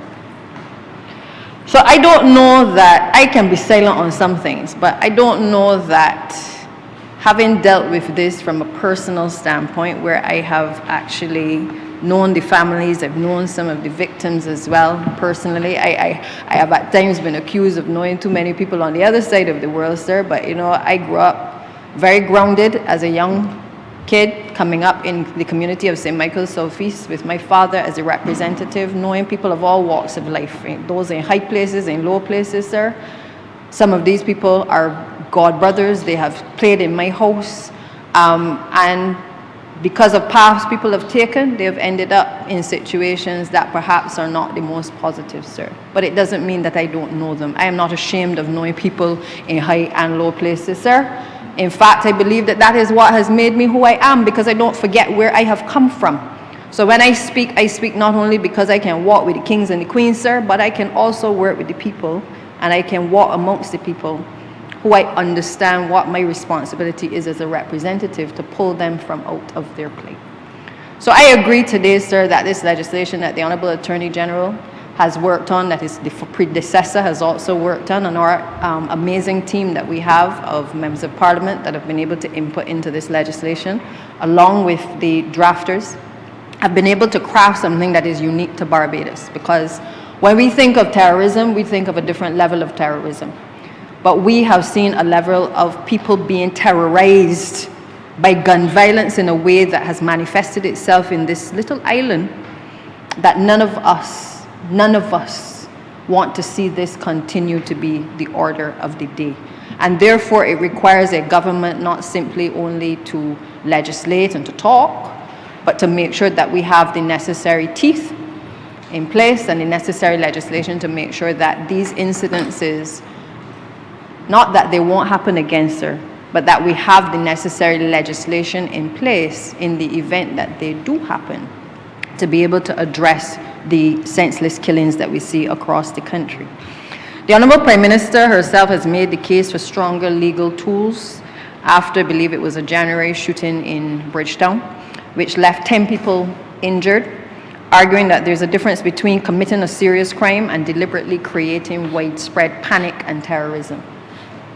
And now we come today to be able to bring before this honourable chamber the domestic resolve conflict as a result of not being able to address the issues of loss and grief that they have encountered. The adults, the grandparents, everybody in the same space. So when somebody comes to talk about these vicious acts of terrorism that have taken place, you have a situation where the children in the same household hearing about how the person riddled the individual on the ground, stood over them and riddled them with all kinds of bullets. And they had machine guns. And the little children are sitting there taking in all of the bad energy and the karma of what it is that transpired to their loved one. They're also taking in, Mr. Speaker, the fact that every conversation around them is a conversation of who can get back at somebody, who can make sure that there is revenge for the killing of the person that they have lost as a result of this type of domestic terrorism, Mr. Speaker. So we can't just talk about legislation in isolation. We got to talk about the consequences of crime as well, because we are raising a society and a generation of young people that are angry. They're happy with us for passing laws, but they're also angry because they have had to deal with the unresolved conflict that is associated with the grief that they carry because they're in cramped spaces hearing things that little children should not hear.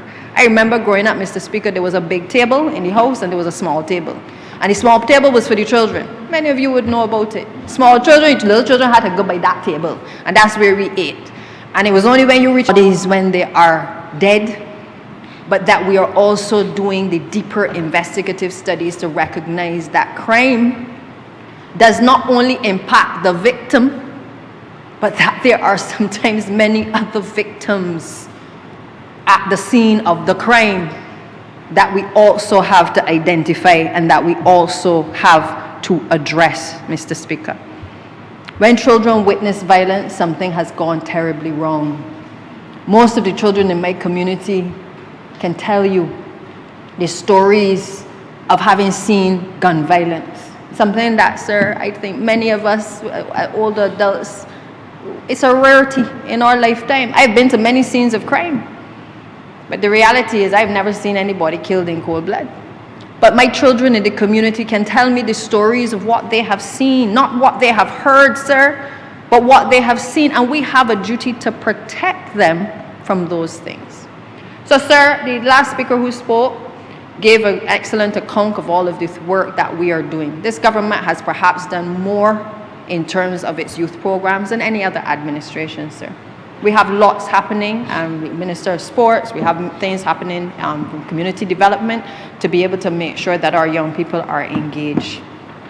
But sir, if you've had the opportunity to run a summer camp, you will recognize that we also still have a lot of the conflicts within the camps. And I don't know how teachers are coping in the educational institutions, sir, because I have had the opportunity to oversee a summer camp or two.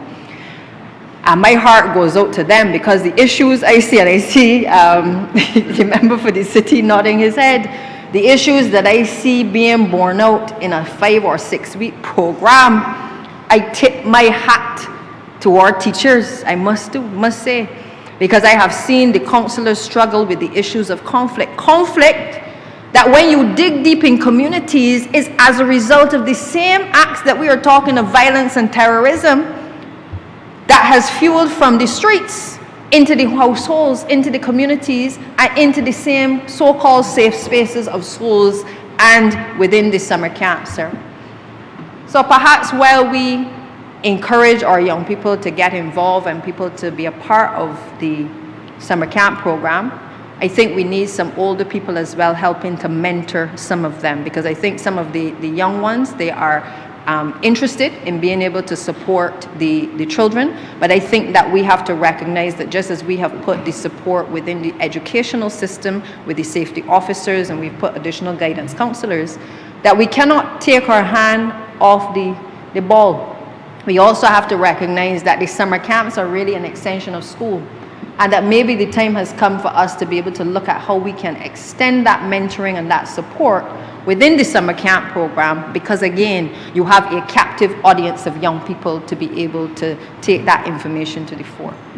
Mr. Speaker, I had the opportunity recently, because I have taken a position that it makes no sense quarreling about the violence.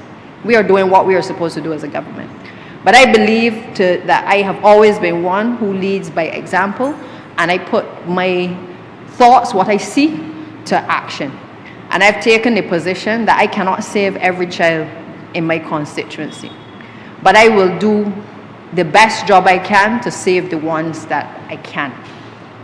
I take the view, Mr. Speaker, that before we get to the point where legislation becomes necessary, we have had enough evidence from the statistics, the criminal statistics, all of the criminologists that have written on this issue, that we have already identified some of the social issues that exist in relation to where we see pockets of crime associated with pockets of poverty. We have seen schools written in reports where we see the same behaviors being borne out, the same young people going to certain schools, ending up in our prison establishment. Mr. Speaker, you work in the law courts. You are familiar with what I say. I am not taking tales out of school. There is a reality. And therefore, what I believe we must do as a matter of urgency is address our minds to the additional resources that are needed in specific institutions and in specific communities to be able to target where we are seeing those numbers rising and those persons who are committing the acts of domestic terrorism taking place. I have a program, Mr. Speaker, called Reset. A Reset Weekend where it was a combined approach with Inspire Life Solutions and the Barbados Defense Force to be able to work together to take 50 young people from across St. Michael's Southeast into a weekend retreat to be able to reset their minds, to reset their thinking, and to be able to have an ongoing program, both short, medium, and long term with them. In other words, we are not simply taking a photo op or using the opportunity for a photo op to say that we did something, sir, but we have done the assessment of the children, understood what are the challenges that the children are facing within the community and within the households, and we have determined that we will work with some of these kids and their households to be able to have an ongoing mentorship. And why, sir? Why have I chosen boys? I have done work with girls before, but I have felt that as a female, it is going to be very difficult for me to understand how the male, not only their anatomy, but how the male mind works. And therefore, I have felt that the best people to assist with those types of programs is actually males, is actually whether men from the community themselves who have been able to not only come from a community, but also to rise above their community. People who have not just allowed their circumstances to define who they are. We've also determined that in many cases, these young men will not often see the type of positive male figures that is required for them. And what we have done is we said, look, the best discipline must come from the highest office in the land, which for me is the Barbados Defense Force.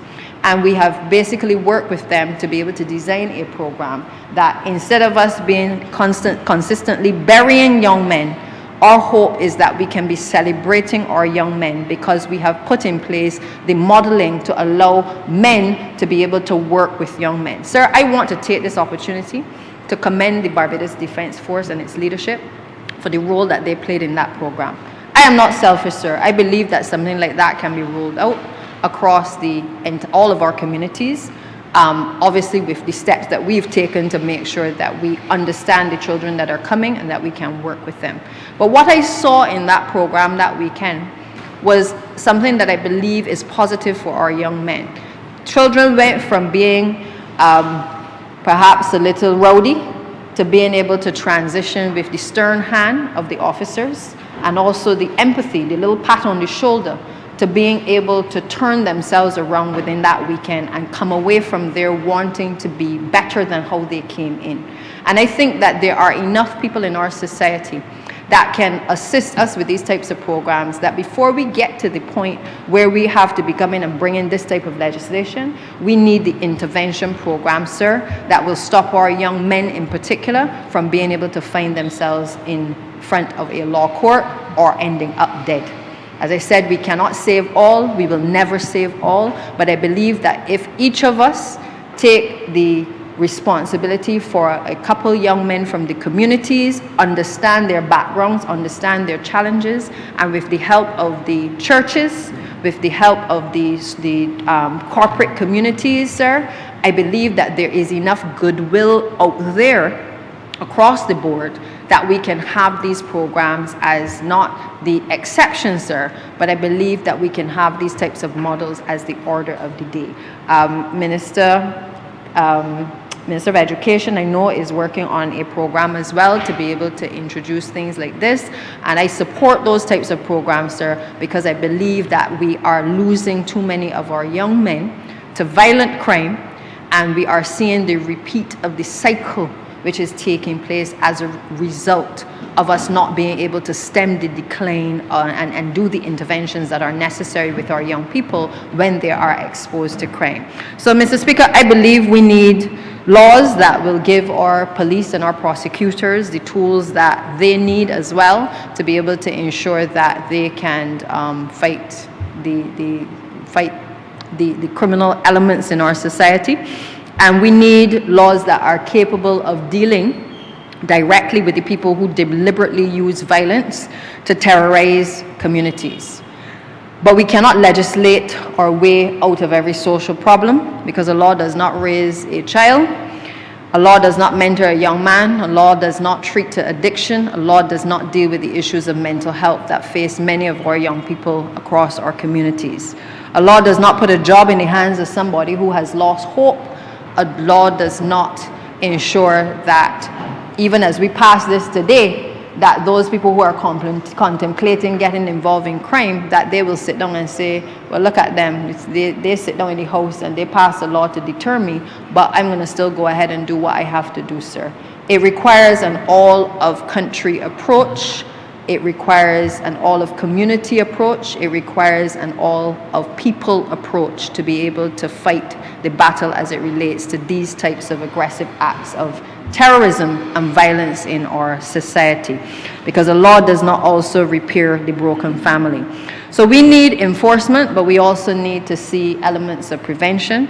We need policing, but we also need heavily to see greater community policing as well. So I believe the member for the city is working on that, but I believe that just as the Barbados Defence Force has been at the forefront of helping us with these young men, I look forward to us being able to engage with the Commissioner of Police and the rest of the team to see how the police outpost can perhaps be strengthened, because in our community of St. Michael Southeast, I think that is one of the biggest challenges. It is not seen as a deterrent. And therefore, I think that we need to put our heads together and to figure out ways in which the community outposts can be more effective, and how community policing can also be an intervention method in being able to combat the criminal acts and criminal intent as we have been seeing it taking place. And therefore, I want to commend, as I started at the outset, the Honourable Attorney General and the team. I know that this has not been an easy road to getting us here. I know that for those who are perhaps watching and certainly listening, for Barbados to even use the two words in the same sentence seems as though we have come to a particular point in our history, but these are our realities, and I don't think that we are seeing anything happening in Barbados that is not happening in the rest of the Caribbean, and that is not happening in the rest of the world.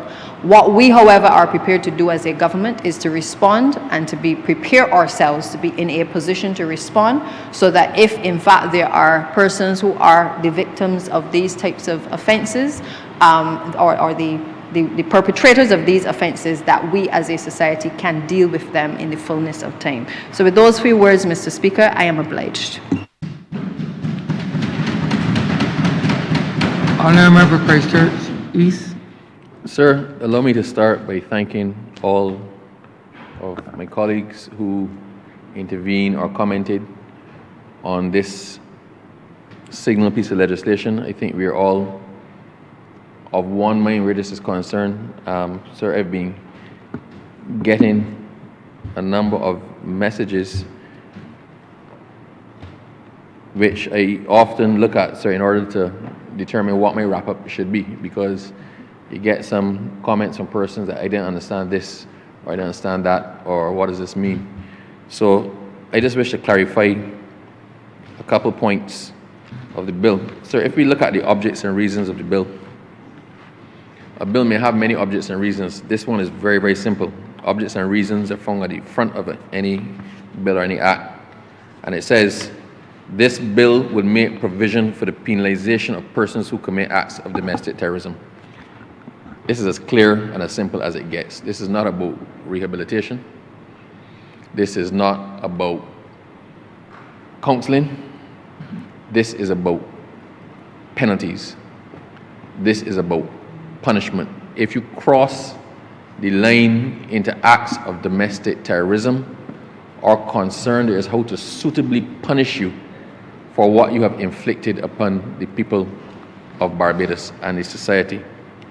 The other thing, sir, normally when a penalty is in legislation, like you will see something in one piece of legislation, you see that a person who does this is liable on indictment to a fine of up to $500,000.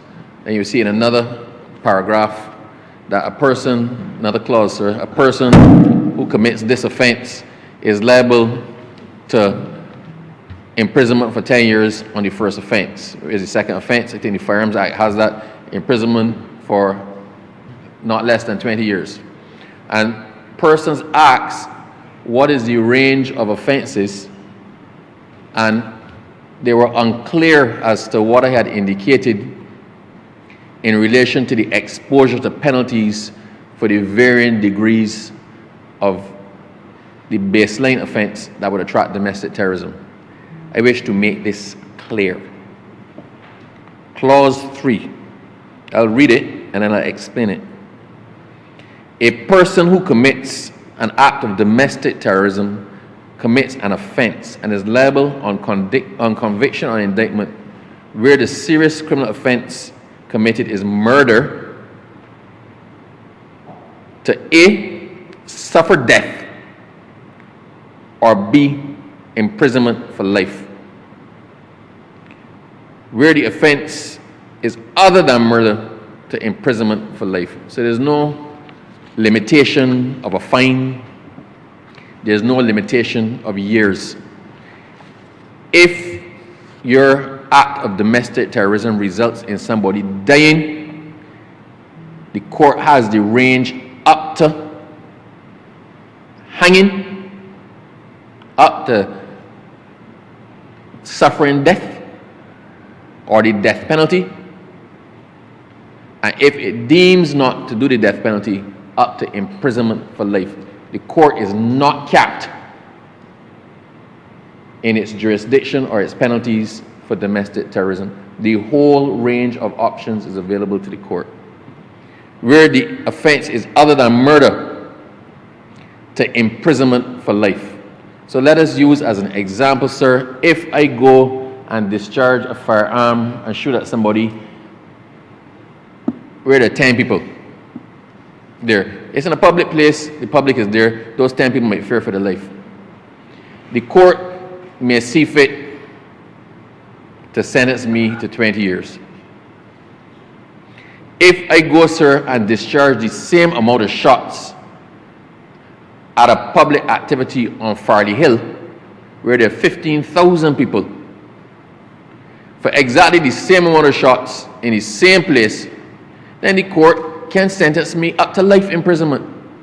The court can look at the circumstances of the offense, and it has the full range of sentences. Where nobody's life is lost, the court can sentence you up to life imprisonment. And we know, sir, up to life imprisonment starts with 0 and goes up to life imprisonment. I will, however, suggest, sir, that if you are found guilty of domestic terrorism, you cannot even be looking for leniency from the court as a 0 or probation. The hammer will drop. If, as a result of your actions,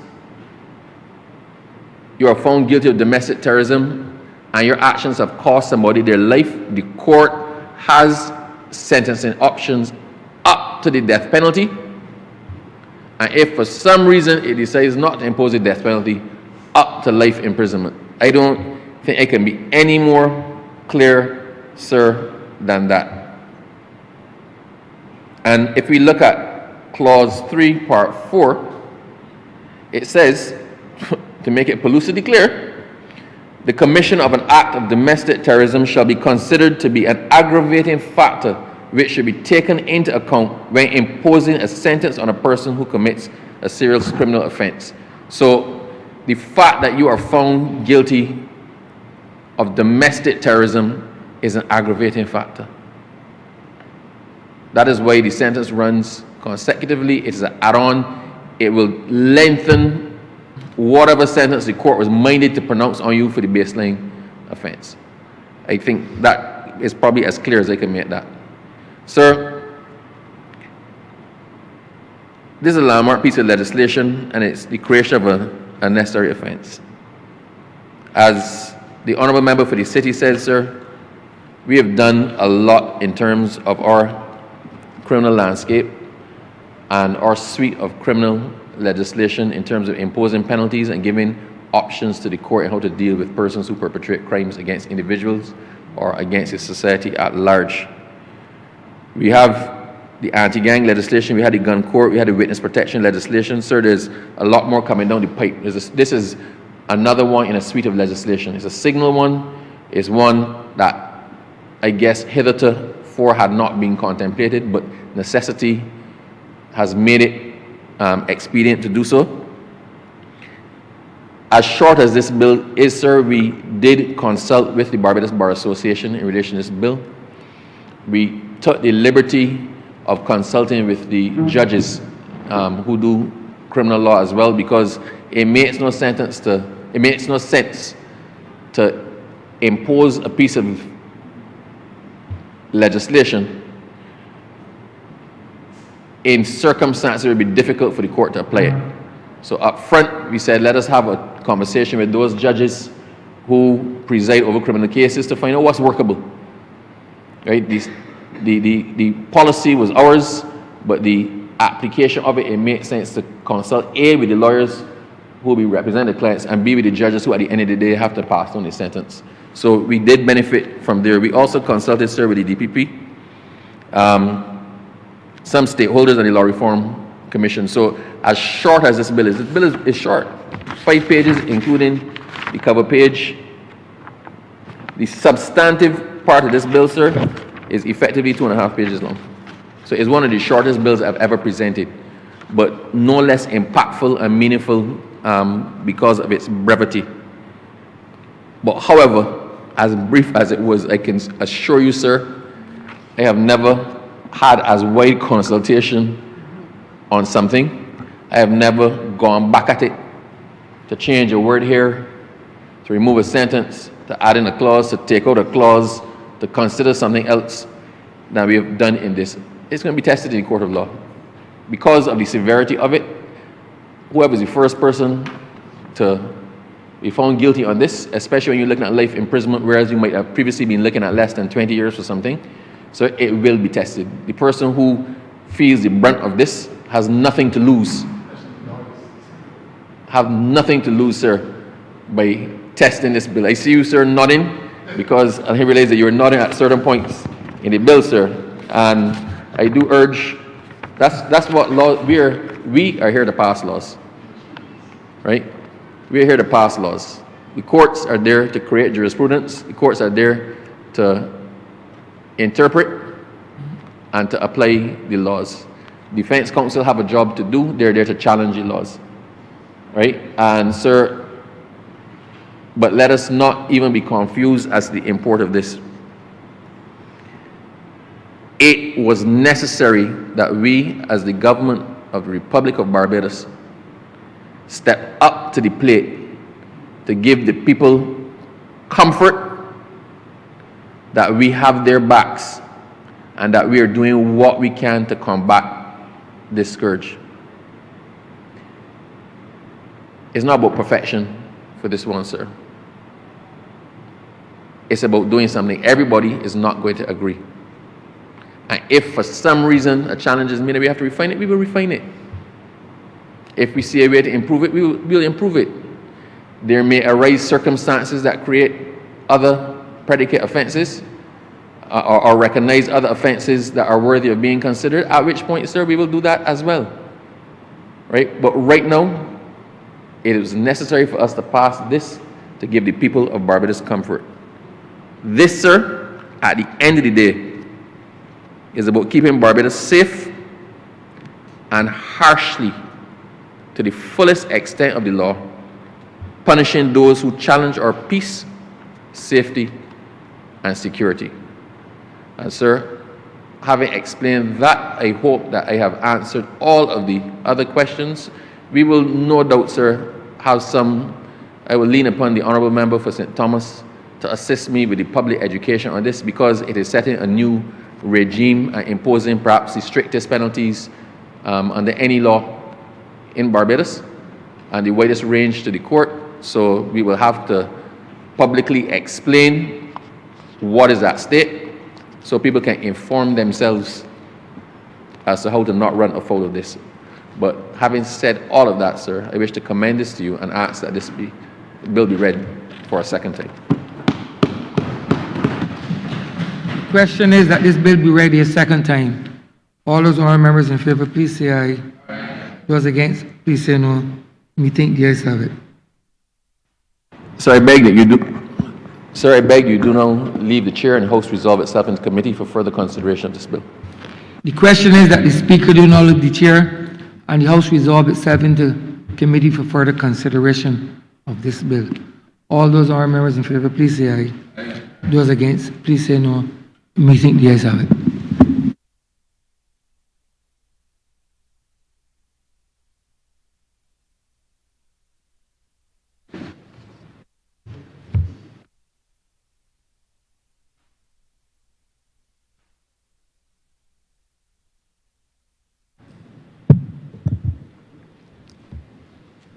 This Honourable House is now in committee.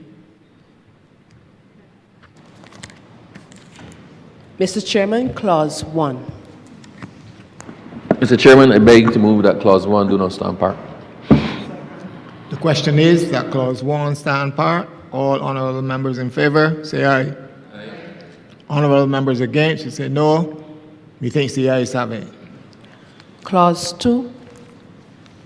Mr. Chairman, I beg that Clause 2 do not stand part. The question is that Clause 2 stand part.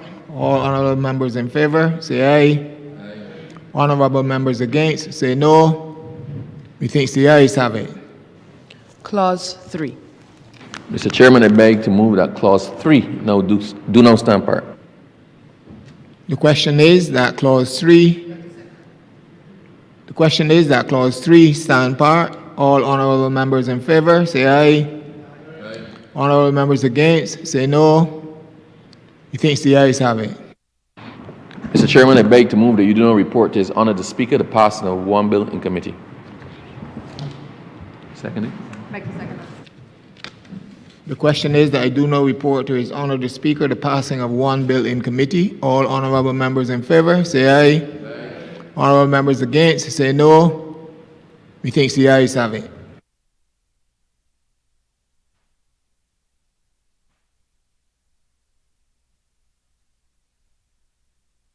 Is reporting the passing of one bill in committee. Mr. Speaker, I beg to move that this bill be now read for a third time.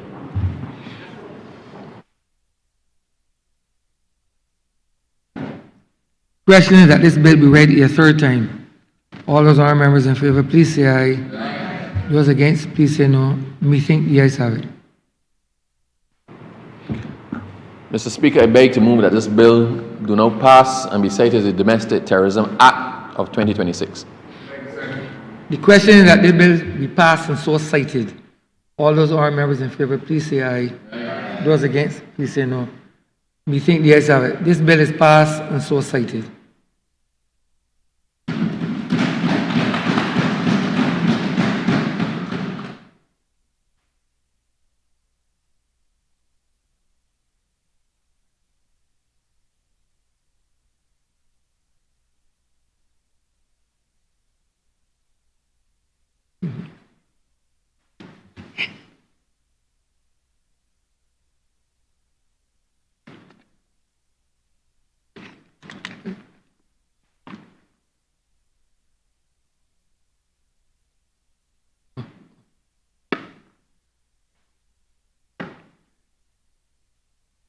Who's in?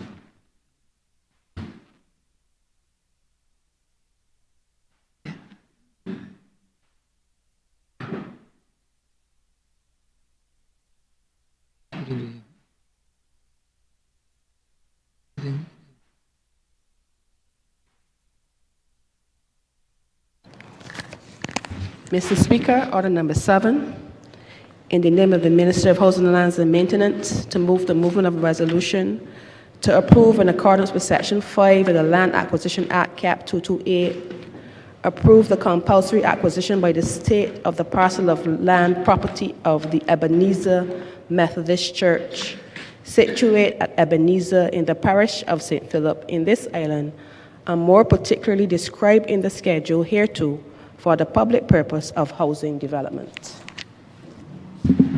Honourable Mr. Michael West.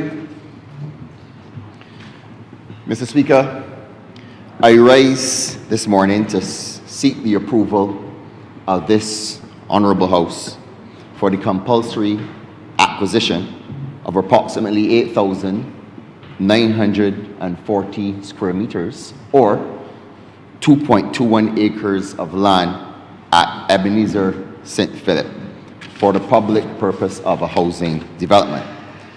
This resolution is brought pursuant to Cabinet's approval and the statutory process governing compulsory acquisition for a public purpose, sir. To some, Mr. Speaker, this may seem like an ordinary acquisition, very small piece of land, a routine matter. But Mr. Speaker, those who only see a couple acres of land fail to see the potential, the future that can be built upon it. 2 acres here, 3 acres there, it adds up, sir. Mr. Speaker, in an island that is 166 square miles, we must be very resourceful in the way in which we use our land resources, whether it be in agriculture. Mr. Speaker, when it comes to agriculture, we have to obviously use more technology, vertical farming and greenhouses in order to utilize our land resources more adequately. And so it must be the same in housing as well, sir. And as I'll present this morning, we also have to look at our traditional density in terms of just using single lots and going more to duplexes and quads, sir. And this is something that I will show today. So, sir, every parcel of land becomes a school, becomes a hospital, a playing field, a housing development. And that is what we're doing today, sir. Today, we're laying another foundation stone in the future of Barbados. This housing development, as I will show here today, presents part of a larger housing program that can transform not only people's lives, but transform housing into an economic engine for our country as well. Now, Mr. Speaker, you've heard the Honourable Member for St. Michael Northeast, the Honourable Prime Minister, lay down the philosophy behind a vibrant housing program. If we build 2,000 homes annually at an average investment, approximately, she's used this example before, of $200,000 per home, that represents approximately $400 million yearly that will be pumped throughout our economy. And let's think about that for a second. Economic activity of this magnitude, $400 million a year, that supports Barbadian businesses. It supports the procurement process for hardware stores. It supports Barbadian families. Every house requires surveyors, architects, engineers, planners, electricians, steel benders, and obviously in the transportation process as well, truck drivers, heavy equipment operators, roofers, landscapers. And that only scratches the surface, Mr. Speaker. If you factor in the financial institutions in the issuance of mortgages, the credit unions, then insurance companies, furniture stores, appliance suppliers, hardware retailers, internet providers, solar installers, Mr. Speaker, this has an effect of creating a web through our economy that supports multiple businesses who employ people in this country, sir. Every completed home continues to generate economic activity long after construction has ended. Housing, therefore, becomes one of the strongest economic multipliers, sir, available to any government. And, Mr. Speaker, let's talk about why this matters. The truth is that economic activity as has been articulated by the Honourable Prime Minister, is very important for our third term as a government, sir. Is important not simply just to build or rebuild, but to grow with purpose. Growth that strengthens our social safety net, sir. Growth that allows this government to invest more in healthcare, more in education, more in climate resilience to protect our reefs, sir. Growth that allows the QEH to purchase MRI machines, to purchase the linear accelerator that you saw the hospital just purchased, so that we can be able to treat to our women who are afflicted with that horrible disease of breast cancer, sir. And these are the things that we have to do for our people, and that's what an economic boom does for our country.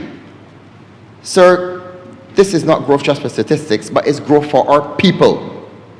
Think we've been able to raise the minimum wage, to vest paternal leave with our men, plan out the implementation of the Republic Children Wealth Fund, sir. These are things that we've had the wiggle room to be able to do for our people, or plan to do, sir. And we can't do it with empty pockets, Mr. Speaker. We do so when the treasury is full. The stability of our pocket, or of our economy, good fiscal management and growth enables us to be able to be progressive for our people. And that is the deeper meaning and roots of a progressive government, sir.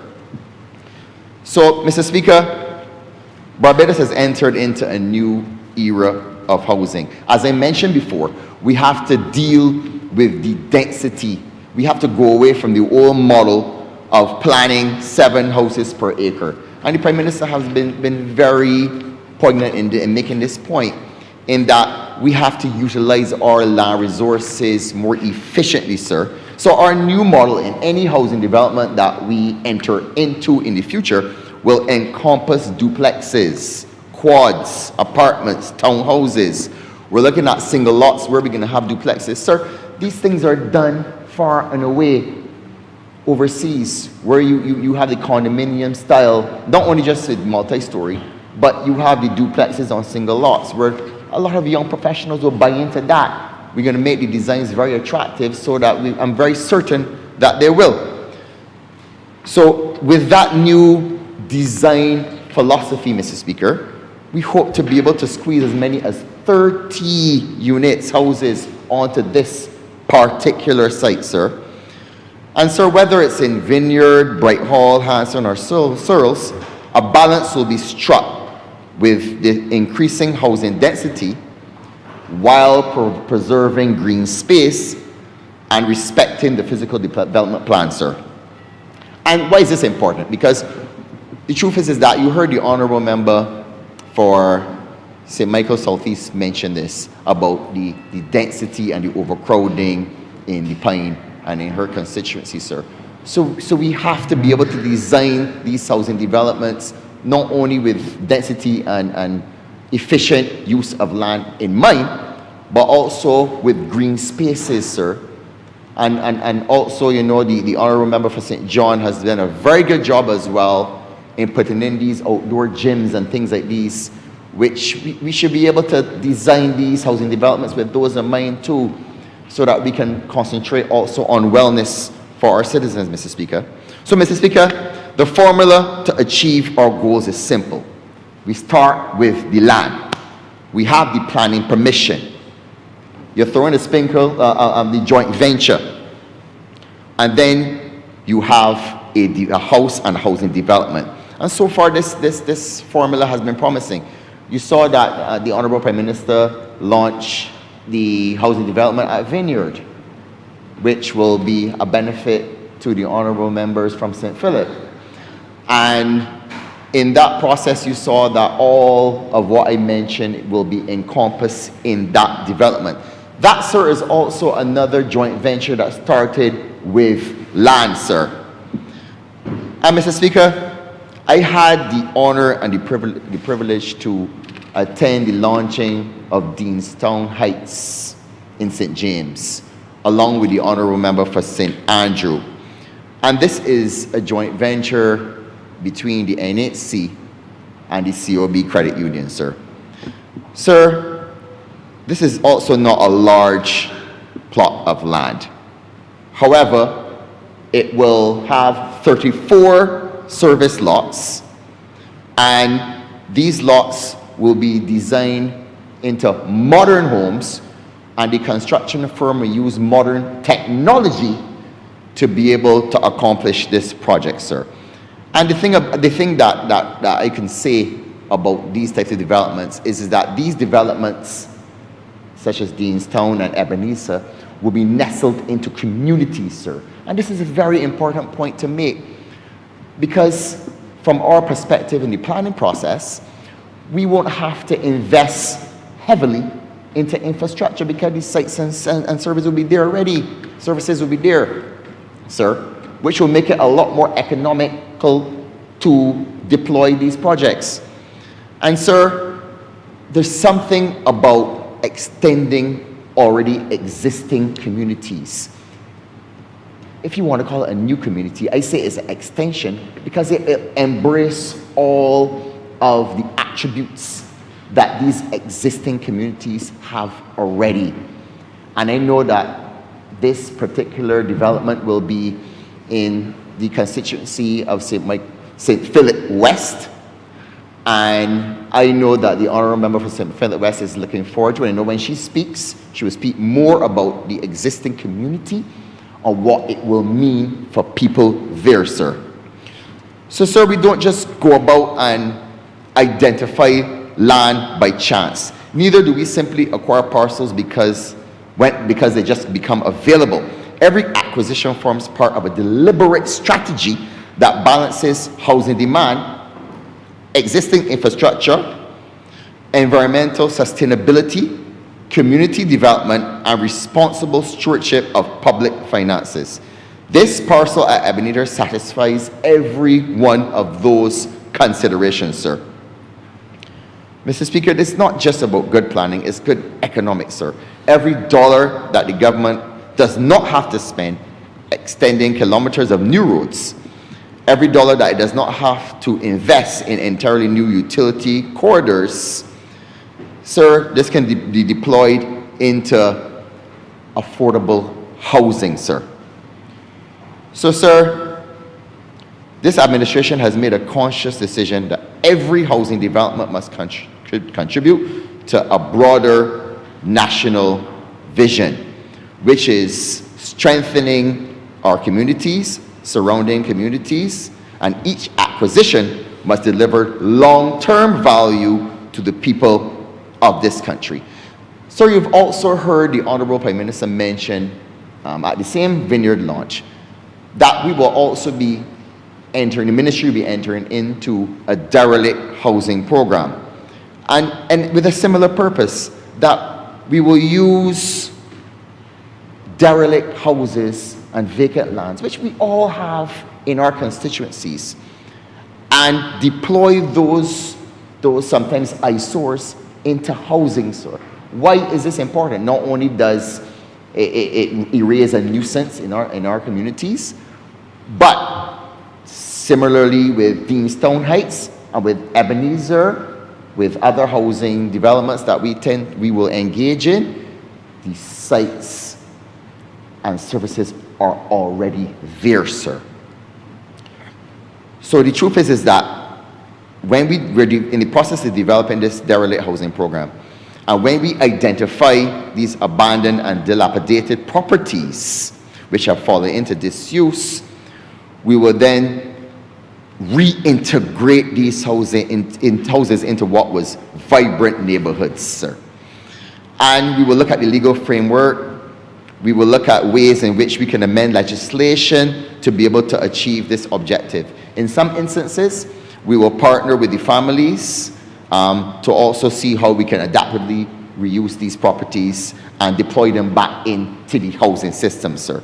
This is sustainable development in practice, sir. Mr. Speaker, it would be remiss of me if I did not say respect is due to the Ebenezer Methodist Church, sir. While treating to the land itself, it's important to also acknowledge its custodians, sir, and the history of that land which is being transferred. We cannot forget it, sir. The parcel is owned by the Ebenezer Methodist Church. This is, in fact, very significant because for generations, the Methodist Church has been a cornerstone in the development of modern Barbados. Long before the emergence of any welfare state or many of our present public institutions, the church stood at the heart of community life. And Mr. Speaker, we just buried our national hero, and you know, I thought about the Methodist Church and its matriarch, which is also another national hero in the right excellent Sarah Ann Gill. And so the foundations of what Barbados stands for is not just physical structures, but is vested in our national heroes. And I thought it was very important to mention that fact, because the truth is that the culture of this community is ingrained in this project, sir, and we want to keep all of the earmarks of that culture intact, sir. And the Methodist Church, being that it was there for generations, is very important to that, sir.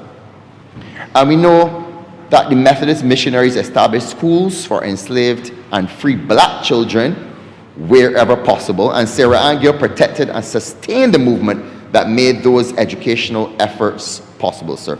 So it's important to recognize that fact. This is not just about housing, sir. This is about people, and we must say that. Mr. Speaker, that legacy is important, but what's also important is that this is not an action against the church, nor a dismissal of its long-standing service to the community. Rather, it reflects a shared understanding that land and resources should ultimately serve the public good. And following the amalgamation of the school and the relocation of supporter activity, and I'm sure the Honourable Member will speak about that a bit, it does not trespass on any other activity that happens in that community, sir. So this will be a genuine benefit to that community. And so at this point in time, I would like to reflect more on the broader housing initiative, which Ebenezer is a solid part of. I mentioned Vineyard, which will have about 1,100 houses or so. We have Todd's in St. George, Coverley Great House, Sergeant's Village, Hanson, and then I think the Honourable Member for St. Philip West will benefit again with Searles, if I am correct. And we have Bright Hall in St. Lucie, we have Branchbury West, and then I'm really looking forward to Lower Burney.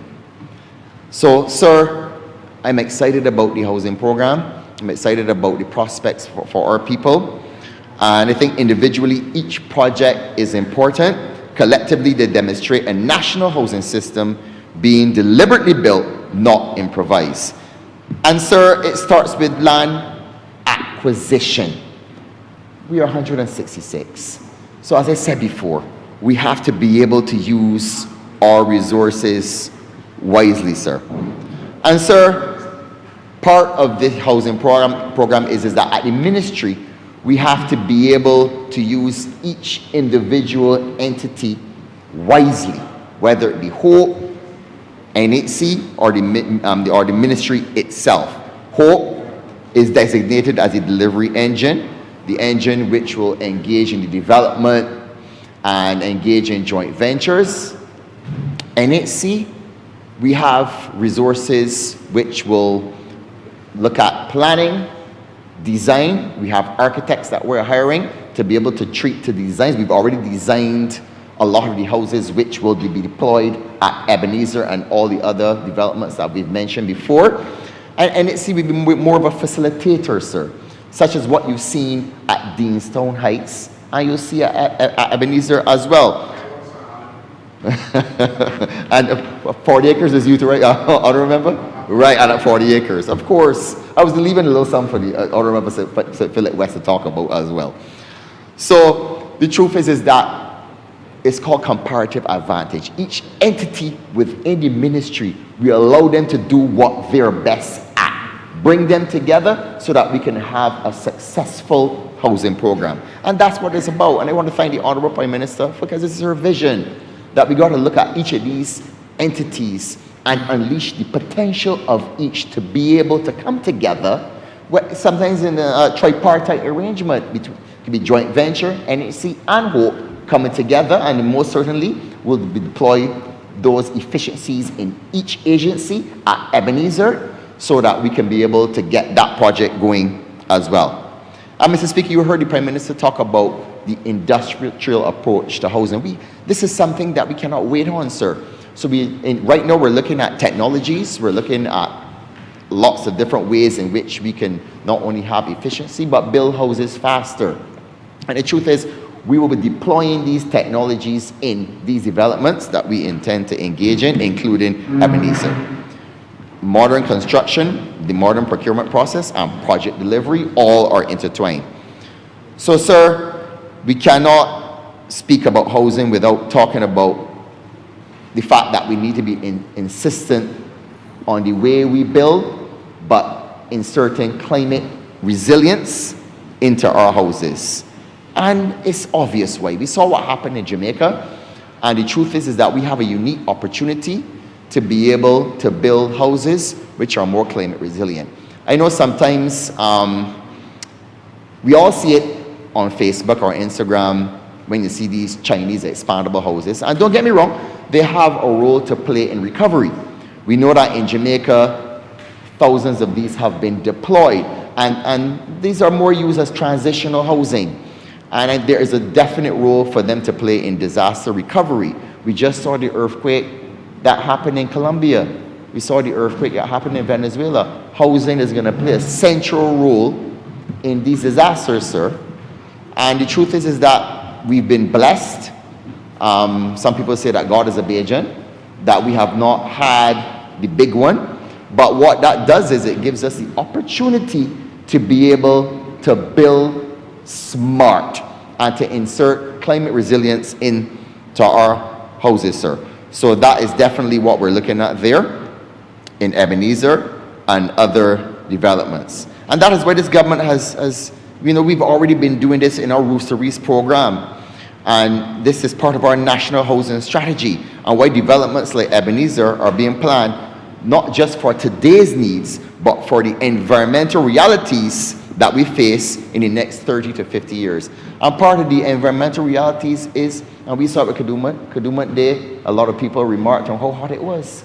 And we know that sometimes we gotta look to the old ways to be able to look how we can get these the cooling effect through these houses. Some of the old ways are the better ways. We see how the old people had the high ceilings and the pitch roofs, and that allows for the cooling to happen in a natural way. So a lot of those old school designs, sir, we will also be inputting into our modern designs. So we won't be ignoring the decades of experience that we've had, sir, living in the tropics. So, sir, all these things, when we amalgamate them, we're looking at future-proofing our communities. Communities that are designed to withstand stronger storms, equipped to manage changing rainfall patterns, ready for renewable energy integration, and it's obviously very important given that we have certain targets that we have to make as a country, connected to modern digital infrastructure, supported by efficient water and utility systems, and integrated into existing villages for social and economic continuity, as I said earlier.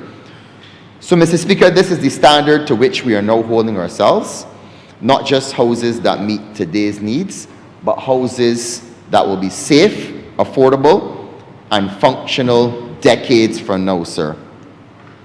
And Mr. Speaker, in closing, 50 years from now, no one would necessarily remember that I came here and laid this resolution here in this honorable house. But they will remember the families, sir, who built their lives there. They'll remember the children who grew up there. They'll remember the community that emerged there. They will remember that Parliament had the foresight to act before the need became a crisis. So this resolution is far more than just about land. It's also about legacy, sir. In the same way, the legacy of our founding fathers, our national hero, Sir Gary, Sarah Ann Gill, who inspired generations through the pursuits of excellence in sports, and who fought for justice an opportunity for the impoverished, sir, the most vulnerable, and the enslaved in this country. Mr. Speaker, as such, the housing program under this ministry is about land to legacy, sir.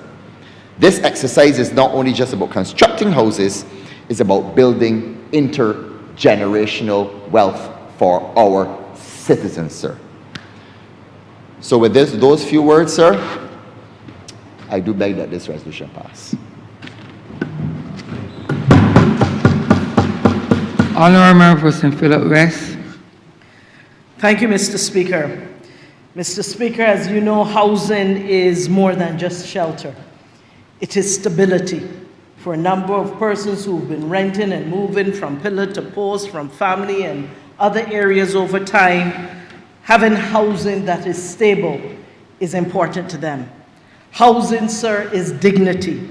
It is dignity for a number of those persons who have not been able to have decent housing over a period of time. And you know, sir, that for some people who never thought that they would be able to own a home, housing is also a proud achievement. And this resolution, sir, which seeks to increase the housing and the ownership of homes in St. Philip, in particular in the area of Ebenezer, in the constituency of St. Philip West, which I have the privilege to represent as the Member of Parliament.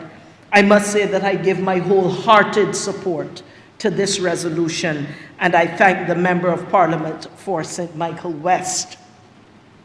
Home ownership, sir, particularly when people feel grounded and they're connected and they're engaged meaningfully where they live, it builds stronger communities, and stronger communities will build a stronger country. St. Philip is growing, sir. Mr. Speaker, St. Philip, if I look at the statistics we currently have available, it is the third most populated parish in Barbados, third behind only St. Michael and Christchurch. And that's according to the World Population Review. St. Philip represents, I am told by the statistics, about 12%, 11.6 specifically, of our national population. That means, sir, that for every 50 people you see walking down the road, 5 or 6 of them are from St. Philip. And in terms of the trend of growth in the parish of St. Philip, the statistics suggest that in the years leading up, the 10 years leading up to 2021, and even since, that parish, our parish of St. Philip, has grown about 5%, 4.8% in particular. And when we look at how this growth relates in the national scheme of things, we recognize that St. Philip is growing at a rate that is faster than many of the other parishes. What all of this means, in short, sir, is that St. Philip has a lot of people, and that the trend suggests that it is still growing and that it is doing so faster than many of the other parishes. What this means, sir, is that there is a very real need for housing, and that we need to find more housing not only for people who already live there, but also for newcomers who are moving into the parish of St. Philip. People must live somewhere, sir. And I would share, sir, that the second most frequent request I get in my constituency clinic is for housing. The need is very real. The need for housing will have to be filled not only by government, but the private sector, as well as private citizens. All have to play their part.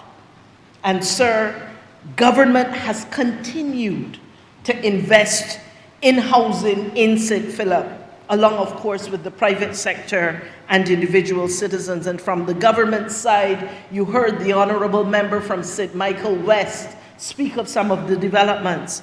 At Searles, that is again in St. Philip West, in St. Philip, approval has already been granted for a proposed 191 housing solutions that will consist of single houses, duplexes, and quadruplexes, as you heard him mention.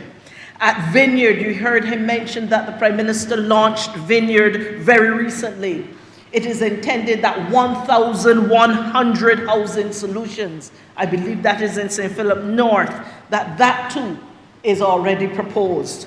At Concordia Gardens, which is near to Dodds, that is now well on its way to completion with 86 housing solutions. Those are the Durvilla houses, the houses through the Guyanese Partnership. At River Crescent, we have completed, the Ministry of Housing has completed 62 housing solutions, and the Minister has informed that people have already been allocated, and now it's now time for them to move to the next stage beyond allocation. Ebenezer community, sir, where this proposed project is intended to be, it is a mature community, sir. It is an aging community. I would say generally the largest segment of the adult population in this age, in this area, is between 45 and 54 years old. And if I looked at the last elections register, 1 in 3 voters were over 60. Community renewal and sustainability have to be the focus of how we develop our rural communities, including places like Ebenezer, where the population is maturing, it is aging, and we need to ensure that it remains vitalized. Communities die when we do not develop them, sir, not only in terms of physical infrastructure development, but in terms of people and the activities and the services that we provide for the local community to be able to thrive. The 30 housing solutions that are proposed for Ebenezer, which will, as you heard the Honourable Member for St. Michael West say, will include duplexes and quads. And I know some people ask, what is that? Really, we have a model where you have one piece of land and you have one house on it.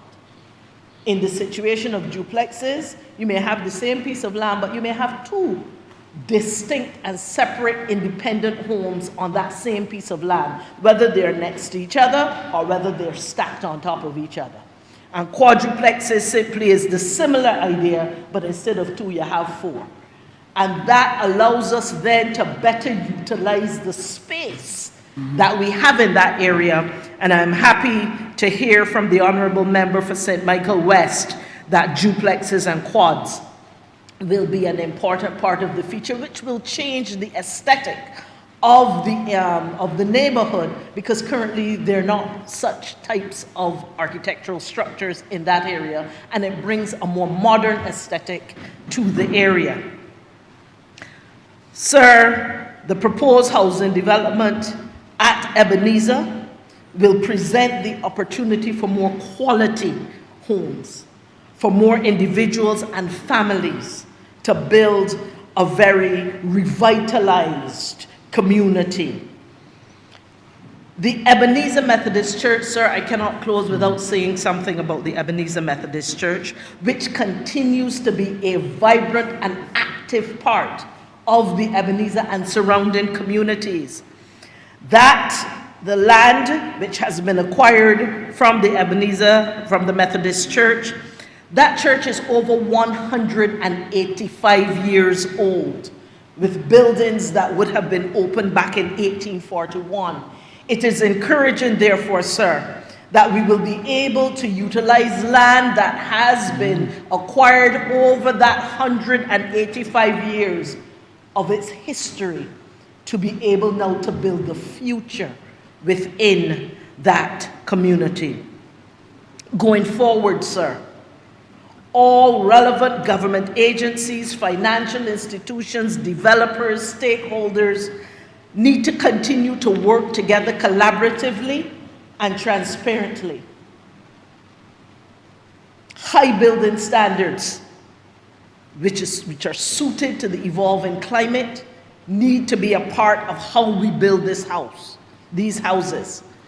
And in fact, I must say, sir, and this is something that my constituents have asked me to mention, accessibility to mortgages and financing.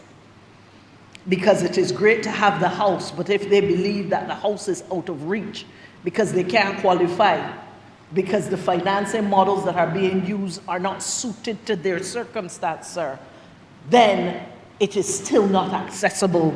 Housing is still not accessible to them. And sir, you know that the kind of housing that you, sir, Mr. Speaker, might be able to afford, maybe a domestic worker might not also be able to afford. And therefore, we need to make sure that we have a range of housing options to ensure that all can be a part of this. As we provide housing, sir, the way in which this Barbados current government, and I believe governments going forward over time, must continue to provide housing in a way that there is a place for all, and for all a place on the landscape of Barbados. With these few words, I am obliged. Honourable Member Sir Michael Northwest. Sir, I rise today, sir, in support of this resolution to mandatorily acquire approximately 2.21 acres of land at Ebenezer St. Philip for the public purpose of housing development. Sir, I do so because housing is not simply about constructing buildings. It is about restoring hope, creating opportunities, strengthening families, and ensuring that every Barbadian has the dignity of a place to call home. Housing is one of the greatest social investments any government can make. A secure home provides stability for children to learn, sir. Security for seniors to age with dignity, and an opportunity for hardworking families to build wealth through home ownership. For thousands of low-income and middle-income Barbadians, owning a home remains one of life's greatest dreams. This resolution, sir, is another step towards making that dream a reality. Sir, I wish to highlight 10 important points in relation to this document, sir. This resolution seeks the acquisition of 2.1 acres of land, specially for residential development. This demonstrates, sir, that the government is actively identifying suitable lands to address Barbados' housing shortage. 2, the Cabinet of Barbados approved the acquisition as early as February 2024, showing that this project forms part of a carefully planned national housing strategy rather than a rushed decision. 3, the land is already located near an existing community with access to roads, water, electricity, and internet services. Developing housing where infrastructure already exists reduces construction costs and allows new residents to integrate into established communities more quickly. 4, this document explains that using existing communities reduces the need for expensive new infrastructure, while allowing residents to benefit from nearby shops, churches, and community facilities. Sir, this represents sound planning and responsible use of taxpayers' money.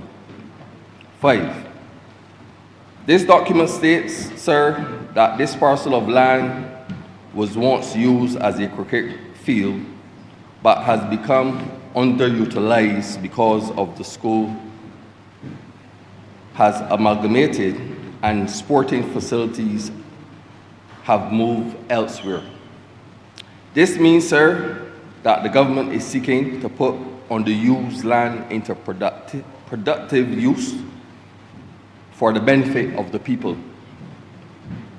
6, this development has the potential, sir, to provide at least 22 single detached homes with the possibility, sir, of increasing the number through duplex development. Every additional home represents another family moving from uncertainty to stability. 7, sir, this project will be undertaken by the National Housing Corporation and Hope, Inc., with emphasis on resilient housing capable of benefiting from future renewable energy initiatives, sir. This means these homes are being designed with the future in mind. 8, this project forms part of the government's broader commitment to build 10,000 houses across Barbados. This is an ambitious national objective, sir, aimed at addressing the growing demand for affordable housing. 9, this proposal aligns with the physical development plan, sir, by expanding existing villages instead of having overgrown bush and unused agricultural lands. This creates a balance between development and environmental protection, sir. And 10, this document clearly states that the government remains committed to providing safe, affordable, sustainable housing, particularly for low-income and middle-income households, while expanding programs such as the Social Mortgage Program to help more Barbadians achieve home ownership.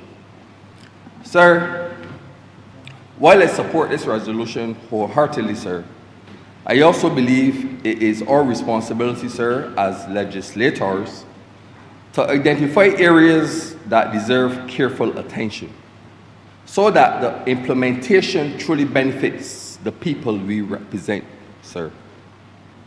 Please allow me, sir, to respectfully identify 5 concerns, particularly from the perspective of low-income Barbadians, sir. While the document speaks about increasing housing density through duplexes and apartment buildings, sir, it does not clearly indicate how affordability will be protected over time. Higher density should never result in prices that place these homes beyond the reach of ordinary working-class Barbadians, sir. 2, although the document references low-income and middle-income households, it does not specify how many of these units will be reserved for the lowest-income families or what eligibility criteria will be applied. Greater transparency, sir, will provide reassurance to those most in need. 3, while the Ebenezer Methodist Church will be compensated, sir, the document doesn't outline the wider community will continue to access recreational or community space that was once available on that property, sir. Community development, sir, should always accompany housing development. 4, the document does not provide projected timelines for construction and delivery. Families waiting for homes deserve a clear indication of when they may realistically expect these houses to become available.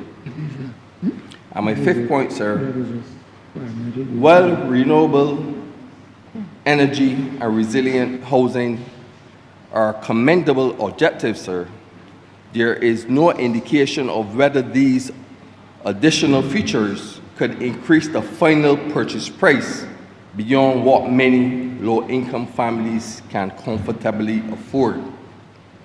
Sir, it hurts my heart, sir,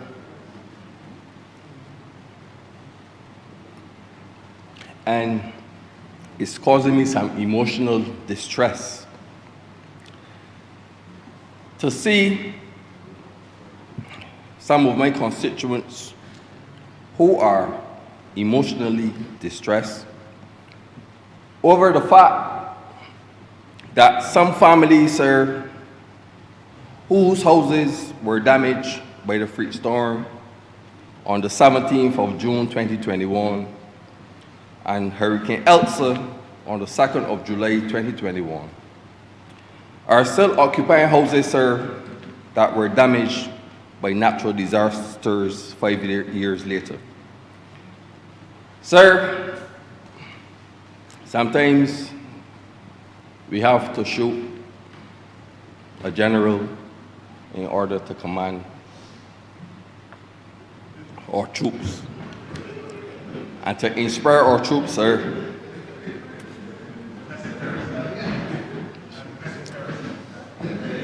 And I have unlimited political ammunition, sir, that can take down any general and inspire the troops in the National Housing Corporation. Sir, please let me make it abundantly clear, sir, that I am not attacking the present Minister of Housing. The Honourable Member for St. Michael West is my good friend and brother. I am representing the good people who put me here, sir, the good people of St. Michael Northwest. I am speaking on their behalf, sir. Sir, I have a copy of an official letter, sir, from the National Housing Corporation. And this is a document, sir, that fell from the back of the opposition truck traveling from St. George, sir, en route to St. Michael. A letter, sir, dated 11th of March 2022, sir. A letter, sir, that states the National Housing Corporation approved and agreed to the rebuilding of a two-bedroom house, 700 square feet, sir, of dwelling space valued at $95,105 Barbados dollars, Mr. Speaker, sir, aka taxpayers' money, under the freak storm and Hurricane Elsa relief program, sir, subject to specified conditions. And this letter, sir, states the government of Barbados has undertaken to provide relief to a number of persons who have suffered damage to their houses as a result of the freak storm and/or Hurricane Elsa. The National Housing Corporation, sir, herein called the corporation, is one of the executing agencies of the government of Barbados that has been assigned to assist in the rebuilding of damaged houses as a result of the freak storm on the 17th of June 2021 and Hurricane Elsa on the 2nd of July 2021, Mr. Speaker, sir. The corporation has advised that a dwelling house owned and/or occupied by you and situated at blah, blah, blah, St. Michael, was damaged. Honourable, you can make that a document of the house. Yes, sir. Certainly, sir. Certainly, sir. Without a doubt. That's standard, Mr. Speaker, sir. Continue. Herein call the beneficiaries, sir, have requested the corporation to assist in rebuilding the said dwelling house. Sir, this is the interesting part here. The corporation has agreed to rebuild a two-bedroom, 700 square feet dwelling house in the existing footprint for the sum of $95,105 Barbados dollars, sir. However, the agreement by the corporation to rebuild the house does not create a legal obligation on its part to provide a replacement house for the one that was destroyed. The house will be rebuilt for the beneficiaries subject to the following conditions, sir. Sir,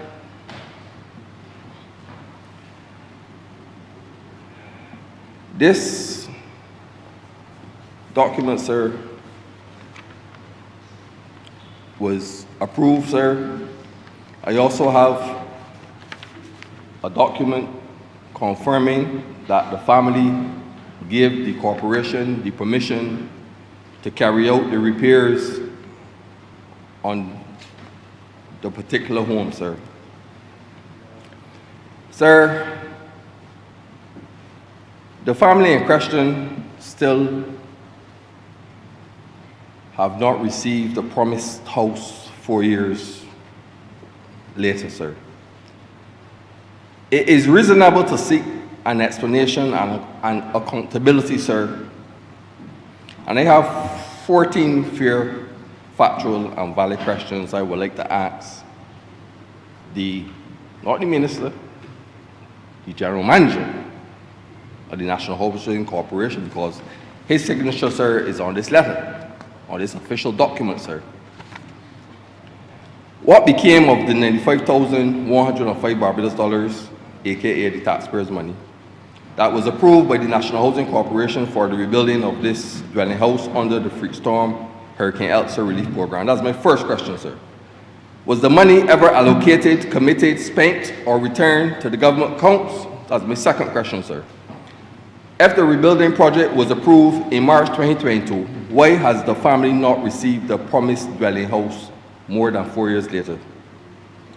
Can the General Manager of the National Housing Corporation, sir, provide detailed explanation, sir, for the delay and identify any administrative, legal, financial, or constructural issues that prevented the construction, sir?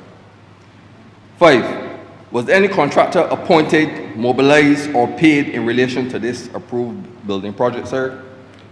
6, if so, who was the contractor? 1, what payments were made, and what work, if any, was completed? Number 7, sir. How many Freak Storm / Hurricane Elsa housing projects that were approved during the 2021 to 22 program remain incomplete, sir? What measures has the National Housing Corporation taken to ensure that affected families receive the assistance that was promised, sir? Number 9, how many damaged houses were completed under the Freak Storm Hurricane Elsa Relief Program, sir? Number 10, all of the houses that were completed, did these houses actually receive damages during the passing of the Freak Storm / Hurricane Elsa, sir? Because you know, science, sir, you can get in the airport pay list, but I mean that your house receives damages. Number 11, sir, can the General Manager of the National Housing Corporation provide supporting evidence that all of the houses were completed, that all of the houses that were completed are houses that were on the list of the Department of Emergency Management during the passing of the Freak Storm and Hurricane Elsa, sir? And number 12, I am curious, sir, to know which constituency received the most completed house repairs. Just curious. Just curious, sir. Was it St. Michael, St. George, St. Thomas, St. John, Christchurch West, or St. Lucie? Just curious, sir.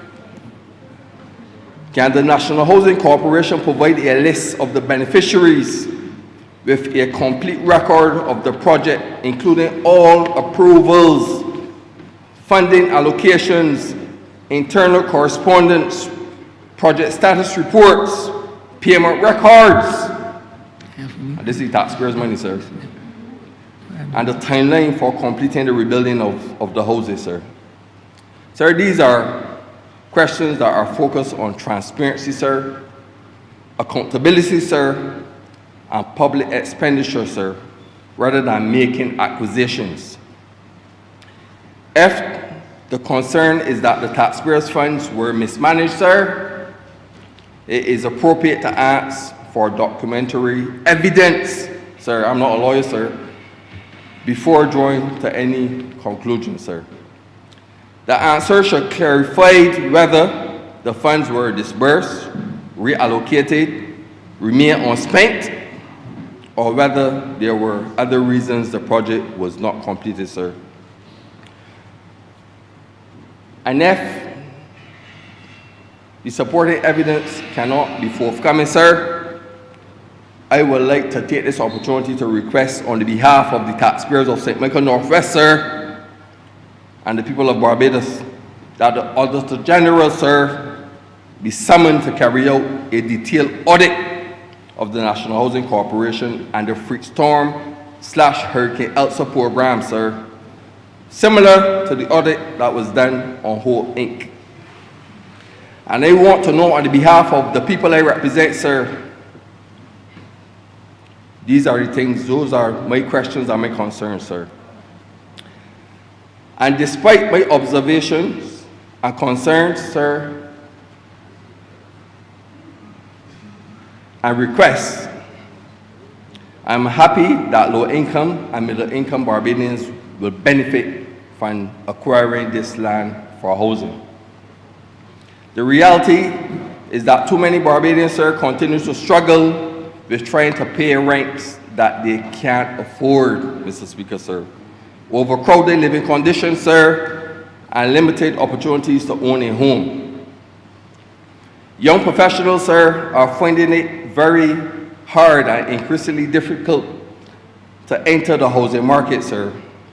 Many hardworking families, sir, are paying rent every month without building equity. Seniors deserve to retire with the comfort and security of owning a home in this society, sir. Housing changes lives, sir. And when we provide a home, sir, we improve healthy outcomes. When we provide a home, sir, children tend to perform better in school because of a more comfortable environment. And when we provide a home, crime can be reduced through stronger communities. Sir, providing homes, sir, we can strengthen the economy through construction, employment, and increase consumer confidence, sir. And most importantly, sir, when we provide a home, we restore hope to people and to the people that we represent. This resolution is therefore not simply about acquiring land, it's about creating opportunities, sir. It is about giving families the chance to own something they can proudly pass on to future generations, sir. I therefore encourage the government, as these and future housing developments proceed, to continue to ensuring that affordability remains at the center of every project, sir, and that transparency guides the allocation process, and that the greatest priority is always given to those Barbadians who need assistance the most. Barbados cannot develop, sir, without providing decent housing for its people. Land that serves the public good is an investment in our nation's future. Every new housing development brings us one step closer to ensuring that every Barbadian, regardless of income, has the opportunity to live in safety, dignity, and security. For these reasons, sir, while recognizing the areas that deserve continued attention and improvement, I fully support this resolution, sir, and commend the continued efforts to invest this land for housing development. I thank you, sir.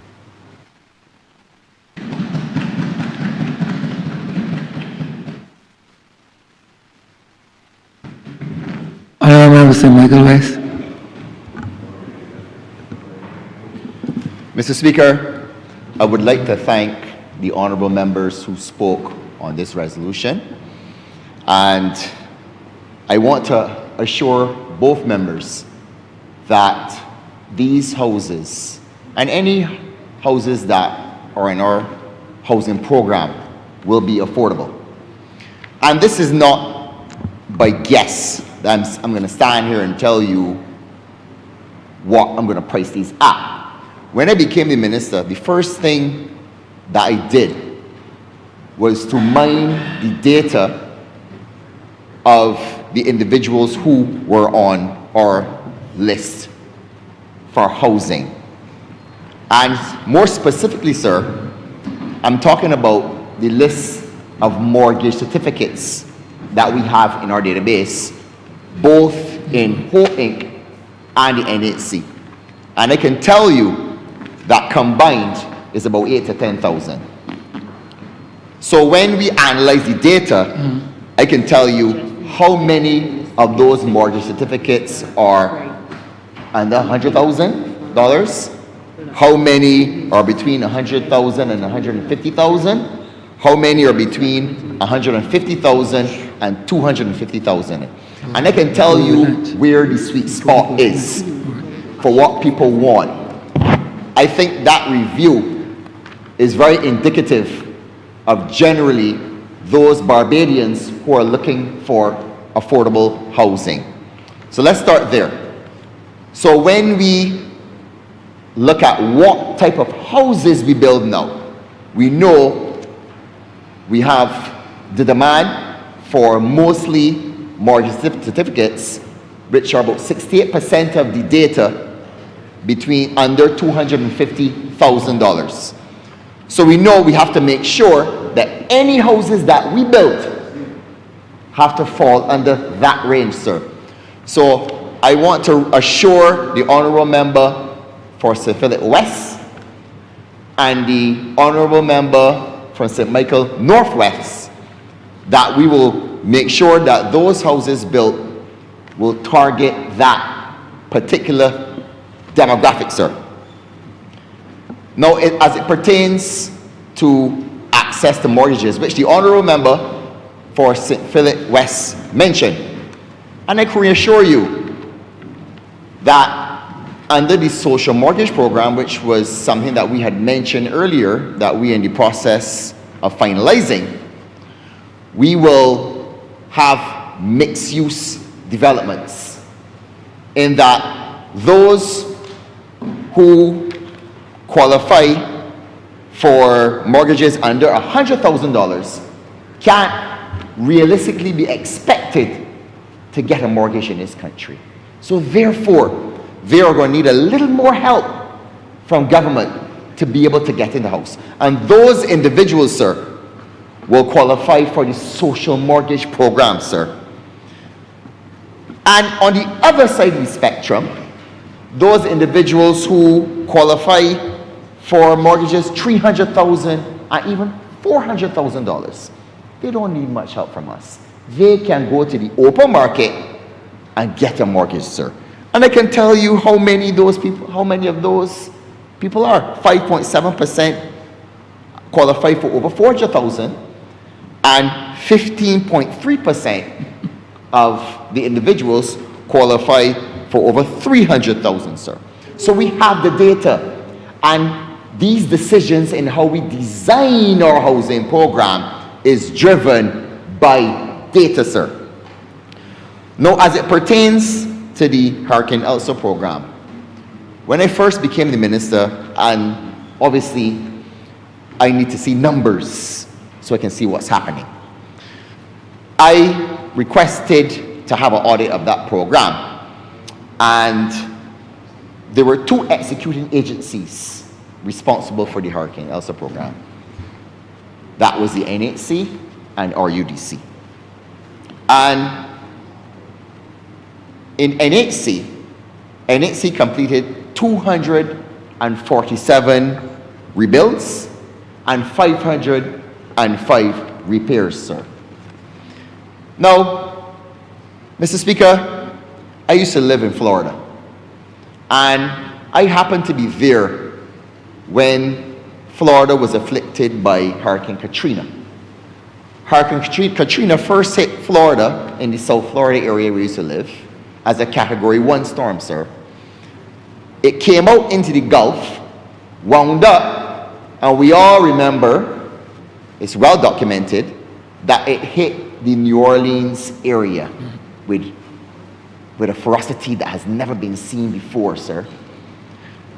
And thousands of people lost their lives. Millions of people lost their homes. And, sir, we know that that became a debacle. Because those people that lost their homes, a lot of them had insurance, sir. But some of those insurance companies refused to cover the insurance because they said they didn't have flood insurance. They may have had insurance for the structure, but they didn't have flood insurance. So therefore, they had nothing for them. And sir, I say a debacle because extreme injustice was done to those people, sir, where thousands of people could not build back and had no assistance in building back. I want to create a contrast here with this government and this country in that we took it upon ourselves. We didn't have to. For those people that did not have insurance, that we would commit, sir, to rebuilding and repairing their homes. Sir, I would say that that is the hallmark of a caring government, sir. Are we perfect? No. So in that audit, sir, we have another 100 or so odd homes to complete. And right now, we are working with the Ministry of Finance to be able to finish those off, because that is our word, sir. And our word is our bond. So, sir, I do commit to the people of this country to finish off that program. And the truth is that in future housing developments, as I've said before, we will work to make sure that our houses are climate resilient. We're also going to work with the financial institutions, sir, to see how we can get greater accessibility to mortgages in this country. Because the truth is that we could build 1 million houses, but if you can't get the people in the houses because you can't get the mortgages in time, then it don't matter how many houses you build.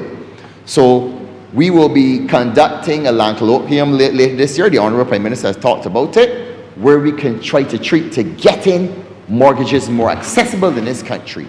Along with that, we will be looking at digitizing the land registry, going to e-conveyances, so that will also be part of the process of being able to lower the speed at which people can access mortgages and come out of the stone ages that we have been in for so long. So, sir, I know the Honourable St. Michael Central likes that one. So, sir, we are working. And I do understand the argument that the Honourable Member for St. Michael Northwest has made, and I want to assure him that I equally share his angst and the angst of his constituents. I do profess that I will get to the bottom of it, sir. So, Mr. Speaker, I now close, and I do beg that this resolution now pass. Thank you, sir. The question is that this resolution do now pass. All those honourable members in favor, please say aye. Those against, please say no. We think the ayes have it. This resolution stands passed. Honourable Leader of Government Business. Thank you, Mr. Speaker. I beg to move the suspension of the House until 4 p.m. this afternoon. The question is that this honourable chair will be suspended until 4 p.m. All those honourable members in favor, please say aye. Those against, please say no. We think the ayes have it. This honourable chamber stands suspended until 4 p.m.